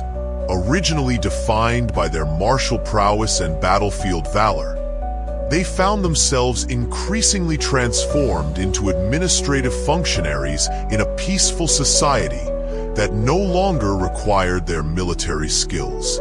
This fundamental shift in purpose created an identity crisis that would grow more acute as the period progressed. In the early Edo period, many samurai were still men who had experienced actual combat during the Warring States era. They carried memories of battlefield service and understood the practical realities of warfare. Their sons and grandsons, however, grew up in an entirely different world. One where administrative competence, literary education, and political loyalty mattered more than swordsmanship or archery. While martial arts training remained an essential part of samurai education, it increasingly became ritualized, focused on form and spiritual development rather than practical combat application. The Sankenkotai system, which required daimyo to maintain residences in Edo and spend alternate years in the shogun's capital, transformed many samurai into urban dwellers. Removed from their rural domains and ancestral lands, they became bureaucrats managing complex administrative systems rather than warriors defending territory. This urbanization created new cultural patterns as samurai absorbed elements of townsman culture despite official prohibitions. Theater, literature, and the floating world, pleasures officially forbidden to samurai, nonetheless attracted many, creating hybrid cultural forms that blurred once clear status distinctions. Economic reality further undermined samurai distinctiveness. Most received stipends fixed in amounts of rice that became increasingly inadequate as monetary commerce expanded and inflation eroded purchasing power. By the late Edo period, many lower-ranking samurai lived in poverty more severe than successful merchants or even wealthy farmers. This economic reversal of the official status hierarchy created resentment and calls for reform from within samurai ranks. Some domains experimented with commercial enterprises to supplement declining agricultural revenues, further blurring the theoretical separation between warrior and merchant values. Education became the new battlefield where samurai sought to maintain their elite status. Confucian learning, Chinese classics, and the literary arts became markers of samurai identity when military prowess no longer distinguished them. Domain schools emphasized not only practical administrative knowledge, but also moral cultivation meant to justify continued samurai dominance. Yet this emphasis on education had unintended consequences, exposing samurai to diverse intellectual currents including kokugaku, native studies, and later, through Dutch learning, rangaku, Western scientific and political ideas that would ultimately undermine the ideological foundations of the Tokugawa order. By the 19th century, the contradictions of samurai identity had become increasingly difficult to reconcile. The class remained theoretically dominant, while growing economically dependent on the very merchant class they officially despised. They were nominally warriors in a society that had known no major warfare for generations. They served as administrators of a system increasingly strained by economic and social changes beyond their control. This tension would eventually make many samurai, particularly lower-ranking ones from outside the Tokugawa inner circle, receptive to revolutionary ideas and willing participants in the movement to overthrow the very system that defined their existence. The vast majority of Edo Japan's population lived not in the bustling urban centers that dominate historical narratives, but in tens of thousands of agricultural villages scattered across the archipelago. These rural communities experienced the Tokugawa era as a complex mixture of increased agricultural productivity, growing commercialization, and persistent vulnerability to both natural disasters and extractive taxation. Village life centered around rice cultivation, with its demanding seasonal rhythms of planting, irrigation management, and harvest. The annual agricultural cycle structured not only economic activity, but also religious observances, festivals, and social arrangements. Rice paddies required intensive cooperative labor and water management, creating strong interdependence among village households. This necessity for cooperation shaped village governance structures, with decisions often made collectively by councils of household heads under the leadership of hereditary village headmen, shoya or nanushi, who served as intermediaries between the community and higher authorities. The early Tokugawa period witnessed significant agricultural improvements, including expanded irrigation systems, better flood control, new farming tools, and more productive seed varieties. Double cropping became common in warmer regions, while commercial crops like cotton, indigo, tea, tobacco, and mulberry for silkworm cultivation supplemented traditional rice farming.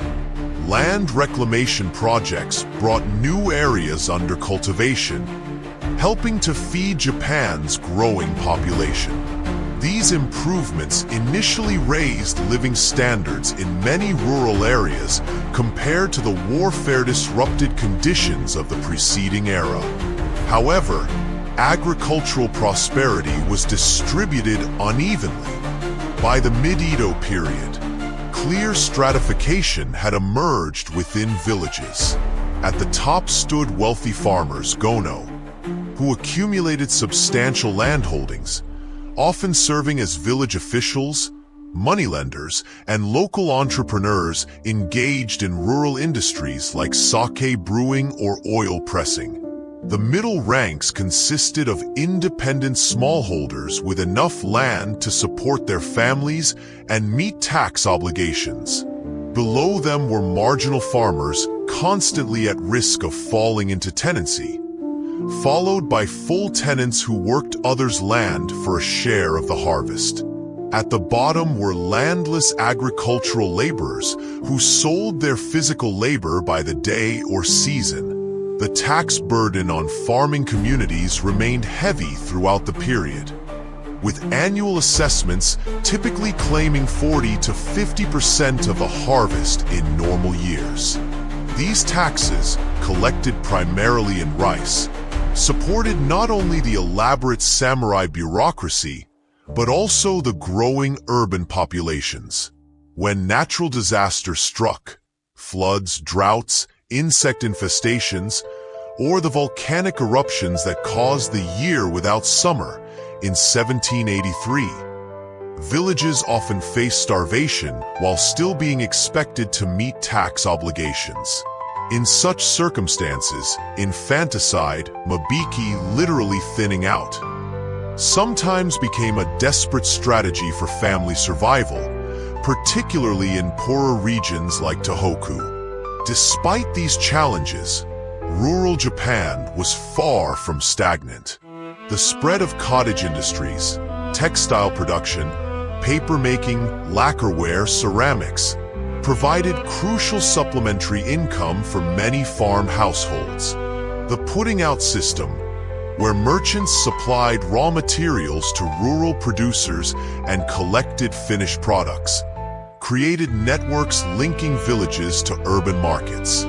Educational opportunities expanded with the establishment of terakoya, temple schools, in many villages, raising literacy rates among rural elites and even ordinary farmers.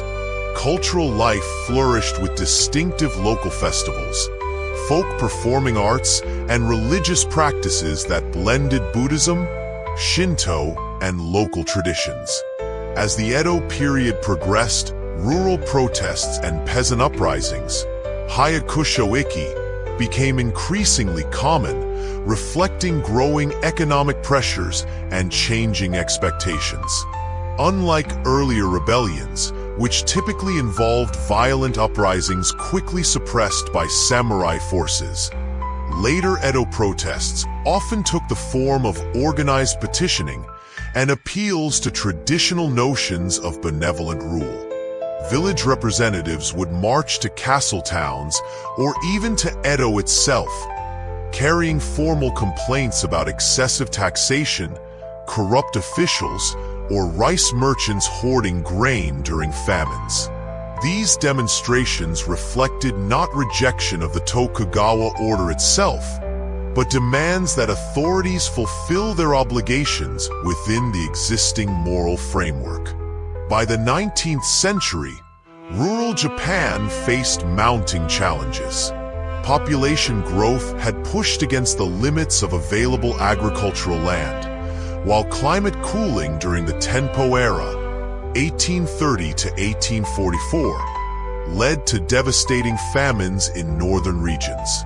Commercial penetration of the countryside accelerated social polarization, with wealthy farmers expanding their holdings while others lost independence. These conditions created widespread rural distress that would provide fertile ground for the revolutionary movements of the Bakumatsu period, when slogans like "Honor the Emperor," "Expel the Barbarians," found receptive audiences among peasants whose traditional world seemed increasingly precarious. While samurai may have dominated political life, and farmers comprised the numerical majority, the most dynamic cultural developments of the Edo period emerged from urban commoners, kanin, whose economic activities and distinctive lifestyle created what historians now recognize as Japan's first mass culture. In the crowded city neighborhoods of Edo, Osaka, and Kyoto, merchants and artisans developed artistic forms, entertainment venues, and cultural practices that reflected their experiences, aspirations, and worldview. The physical environment of commoner districts shaped this emerging culture. Unlike the spacious samurai compounds located on higher ground, townsmen neighborhoods featured dense rows of narrow wooden buildings along grid-patterned streets. Shop fronts opened directly onto these thoroughfares, with living quarters located behind or above commercial spaces. Public life spilled onto streets and into specialized entertainment districts where theaters, tea houses, restaurants, and brothels offered diversions for those with money to spend. This urban density created intense social interactions, rapid transmission of news and gossip, and communal responses to the frequent fires that devastated wooden neighborhoods. Within this environment, the ukiyo, floating world, culture flourished, a distinctive aesthetic celebrating the evanescent pleasures of urban life, detached from official Confucian values of duty and social hierarchy. The term itself represented a Buddhist pun, transforming the original meaning of world of sorrow into floating world of transient enjoyment. This worldview found expression in kabuki theater performances featuring stylized depictions of contemporary life and historical events. Bunraku puppet drama exploring themes of human desire and moral conflict. And ukiyo-e woodblock prints that democratized visual art by making images affordable to ordinary townspeople. Literature flourished with new genres catering to commoner tastes and experiences. Ihara Saikaku pioneered the ukiyo-zashi, books of the floating world, with works like The Life of an Amorous Man that humorously chronicled urban adventures and misadventures. Jipensha Iku's picaresque Shank's Mare followed the comic journey of two travelers along the Takedo Highway, celebrating the energy and diversity of everyday Japan. Sharebon, books of fashion, offered guides to pleasure quarter etiquette, while Kibyoushi, yellow cover books, combined text and illustrations in early precursors to modern manga. These works circulated through commercial lending libraries, kashahanya, that made reading accessible even to those of modest means. This vibrant cultural production reflected the economic reality of the Kannon world, a realm where money increasingly mattered more than formal status. Successful merchants might lack samurai privileges, but could afford to patronize the arts, educate their children, and enjoy material comforts beyond what many lower-ranking samurai could attain. This created a distinctive value system that emphasized practical skills, business acumen, and worldly pleasure rather than abstract moral principles or martial virtues. The term Iki emerged to describe a specifically urban aesthetic that prized sophisticated simplicity, subtle wit, and a certain stylish detachment from conventional values. Education expanded dramatically among urban commoners, with Terakoya schools teaching practical literacy and numeracy skills needed for commerce. By the late Edo period, male literacy rates in cities may have exceeded 50%, with female literacy also significant among merchant households. This educational foundation supported a flourishing publishing industry, producing everything from practical guides to fictional works, poetry collections, and illustrated encyclopedias. Knowledge became a commodity, with books and lectures providing pathways to both practical success and cultural refinement. Religious practice among urban commoners reflected practical concerns rather than theological sophistication. While officially registered with Buddhist temples under the Tarok system, designed to suppress Christianity, many townspeople practiced a syncretic blend of Buddhist, Shinto, and folk religious elements. New movements like Shingaku, heart learning, founded by the merchant-turned-teacher Ishida Baigon, offered ethical guidance specifically addressing townsmen concerns, advocating diligence, honesty, and frugality as paths to both prosperity and spiritual fulfillment. Annual observances like Obon and visits to local Shinto shrines marked the seasonal calendar, while pilgrimages to distant sacred sites like Ayase combined religious devotion with opportunities for sanctioned travel and recreation. The distinctive cultural world of the Kannon represented more than mere entertainment or diversion. It embodied an alternative value system that gradually undermined official Tokugawa ideology. While samurai literature emphasized loyalty, duty, and proper social relations, Kannon culture celebrated individual talent, material success, and personal pleasure, where official morality preached rigid adherence to status boundaries. Urban culture depicted a world where money could transcend birth and clever commoners might outwit samurai masters. This cultural challenge to Tokugawa orthodoxy would eventually contribute to the intellectual ferment that prepared the ground for revolutionary change. The long-maintained isolation of Tokugawa Japan began crumbling on July 8, 1853, when 4 American warships under Commodore Matthew Perry entered Edo Bay. This dramatic intrusion, followed by Perry's return with a larger fleet the following year, forced the shogunate to confront a reality it had long sought to avoid: the overwhelming technological and military superiority of Western powers and their determination to force Japan into the emerging global economic order. The resulting crisis would expose and exacerbate existing tensions within Japanese society, ultimately leading to the collapse of the Tokugawa system. Perry's arrival represented not the beginning, but the culmination of mounting Western pressure on Japan's closed borders. Russian expeditions had probed northern territories since the late 18th century. British warships occasionally appeared off Japanese coasts, most notably when the HMS Phaeton forced its way into Nagasaki Harbor in 1808. American whaling ships increasingly operated in waters near Japan, creating incidents when shipwrecked sailors reached Japanese shores. Each encounter heightened awareness among informed Japanese officials that technological change was rapidly shifting the balance of power against them. The shogunate's response to Perry's demands revealed deep divisions within the ruling elite.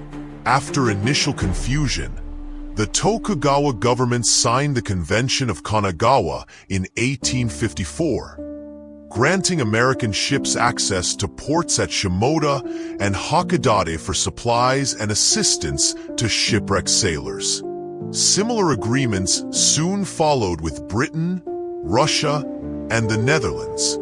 These limited concessions failed to satisfy Western powers, who pressed for full commercial treaties. In 1858, under the shadow of recent Western victories in China during the Second Opium War, Japan signed the unequal Ansei treaties, granting extraterritoriality to foreigners, fixed low tariffs on imports, and the opening of additional treaty ports. These diplomatic concessions triggered immediate political crisis. The slogan "Sano Joy," revere the emperor, expel the barbarians, gained widespread currency, particularly among samurai from Tozuma domains historically hostile to Tokugawa rule. The imperial court in Kyoto, long politically irrelevant, but still the theoretical source of legitimacy, became a focal point for opposition to the shogunate's foreign policy. When Emperor Komeei refused to approve the commercial treaties, the gap between imperial will and shogunal policy created a constitutional crisis that undermined the ideological foundations of Tokugawa rule. Violence erupted as anti-foreign sentiment merged with anti-Tokugawa political agendas. Assassinations of both Japanese officials favoring accommodation with the West and foreign residence became common. In 1860, Tsuneyosuke, the chief minister who had forced through the Ansei treaties, was killed by samurai from Mito and Satsuma domains. The British legation was attacked in 1861, while American and French representatives suffered similar assaults. In 1862, an Englishman named Charles Richardson was killed by Satsuma retainers near Yokohama, provoking British naval bombardment of Kagoshima the following year. These incidents exposed the shogunate's weakness, as it proved unable either to protect foreign residents as promised in treaties or to maintain internal order. Western powers responded with gunboat diplomacy, using naval power to force compliance with treaty obligations while beginning to supply weapons to domains they saw as potentially useful allies. This foreign intervention accelerated the breakdown of the Tokugawa system by providing dissident domains with modern armaments and creating opportunities for direct diplomatic contact outside shogunal control. Economic disruption compounded political crisis. The treaties forced Japan to exchange gold for silver at international rates far below the traditional domestic exchange ratio, leading to massive outflows of Japanese gold. Inflation surged as the monetary system destabilized, while cheap foreign imports undercut domestic producers of textiles and other goods. Rice prices fluctuated wildly, creating hardship for both urban consumers and rural producers. These economic dislocations intensified existing social tensions and further eroded confidence in Tokugawa governance. Intellectual currents that had developed gradually during the Edo period now found explicitly political expression. The Kokugaku Native Studies movement, which had emphasized Japanese cultural distinctiveness through study of ancient texts, evolved into Restoration nationalism centered on imperial legitimacy. Scholars influenced by Dutch learning, Rangaku, argued for selective modernization along Western lines to preserve national independence. These intellectual frameworks provided conceptual tools for critiquing the existing order and imagining alternatives, crucial prerequisites for revolutionary change.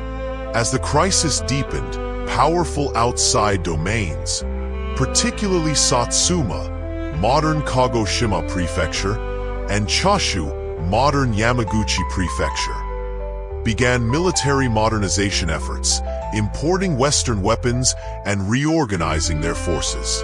Initially opponents committed to expelling foreigners, these domains gradually shifted toward pragmatic recognition that selective modernization offered the only path to preserving national independence.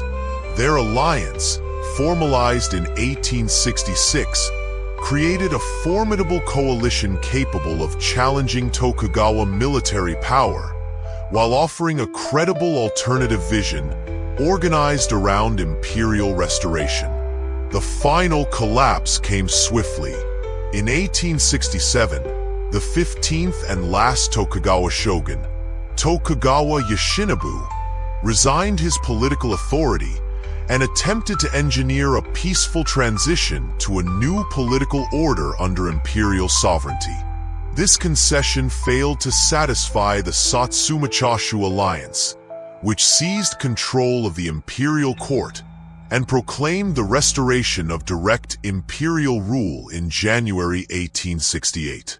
Brief but decisive military confrontations followed, culminating in the surrender of Edo Castle in May 1868. The new government moved the emperor to Edo, renamed the city Tokyo, eastern capital, and began the comprehensive transformation of Japanese society known as the Meiji Restoration. The abrupt end of the Tokugawa shogunate marked not merely a change in government, but a fundamental transformation of Japanese society. The Meiji leaders systematically dismantled core Edo period institutions, abolishing the domains, eliminating legal status distinctions, disbanding the samurai class, and opening Japan fully to foreign influence and trade. Yet despite these radical changes, the legacy of the Edo period remained deeply embedded in Japanese culture, society, and national consciousness. Perhaps the most significant inheritance was Japan's distinctive pattern of modernization, which combined selective Western technological and institutional adoption with continued emphasis on Japanese cultural values and social patterns. The educational foundation established during the Edo period, with its high literacy rates, emphasis on diligent study, and respect for learning, provided human capital essential for rapid acquisition of Western knowledge. The commercial infrastructure developed by merchant houses offered organizational models that could be adapted for industrial enterprises. Even the samurai tradition, with its emphasis on loyalty and selfless service to larger purposes, found new expression in modern bureaucratic and military institutions. The Tokugawa social structure, theoretically abolished with status distinctions, nonetheless influenced modern Japanese society in subtle ways. Former samurai, leveraging their educational advantages, dominated the early Meiji government and established key institutions. Wealthy merchant families transformed into industrial and financial conglomerates that became the Zaibatsu, powering Japan's economic development. Rural elites maintained local influence as landlords and political leaders. These continuities in social leadership helped maintain stability during a period of rapid institutional change. Cultural patterns established during the Edo period proved remarkably durable. The aesthetic sensibilities developed in ukiyo-e woodblock prints influenced modern Japanese visual arts and later manga and anime. Literary forms pioneered by Edo authors evolved into modern fiction, while theatrical traditions like kabuki continued alongside imported Western forms. Traditional crafts maintained during the Edo isolation became recognized elements of distinctive Japanese cultural identity, particularly as the country negotiated its relationship with Western modernity. The isolationist experience itself shaped Japan's modern international engagement. Having observed the fate of other Asian nations subjected to Western colonialism, Japanese leaders approached modernization with urgent determination to preserve national independence.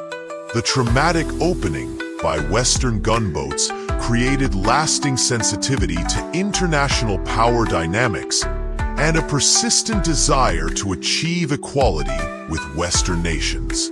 These themes would influence Japan's foreign policy through the modern era, from the Meiji slogan "Rich Country, Strong Army" Fukoku Kyohei, to later assertions of Asian leadership against Western domination.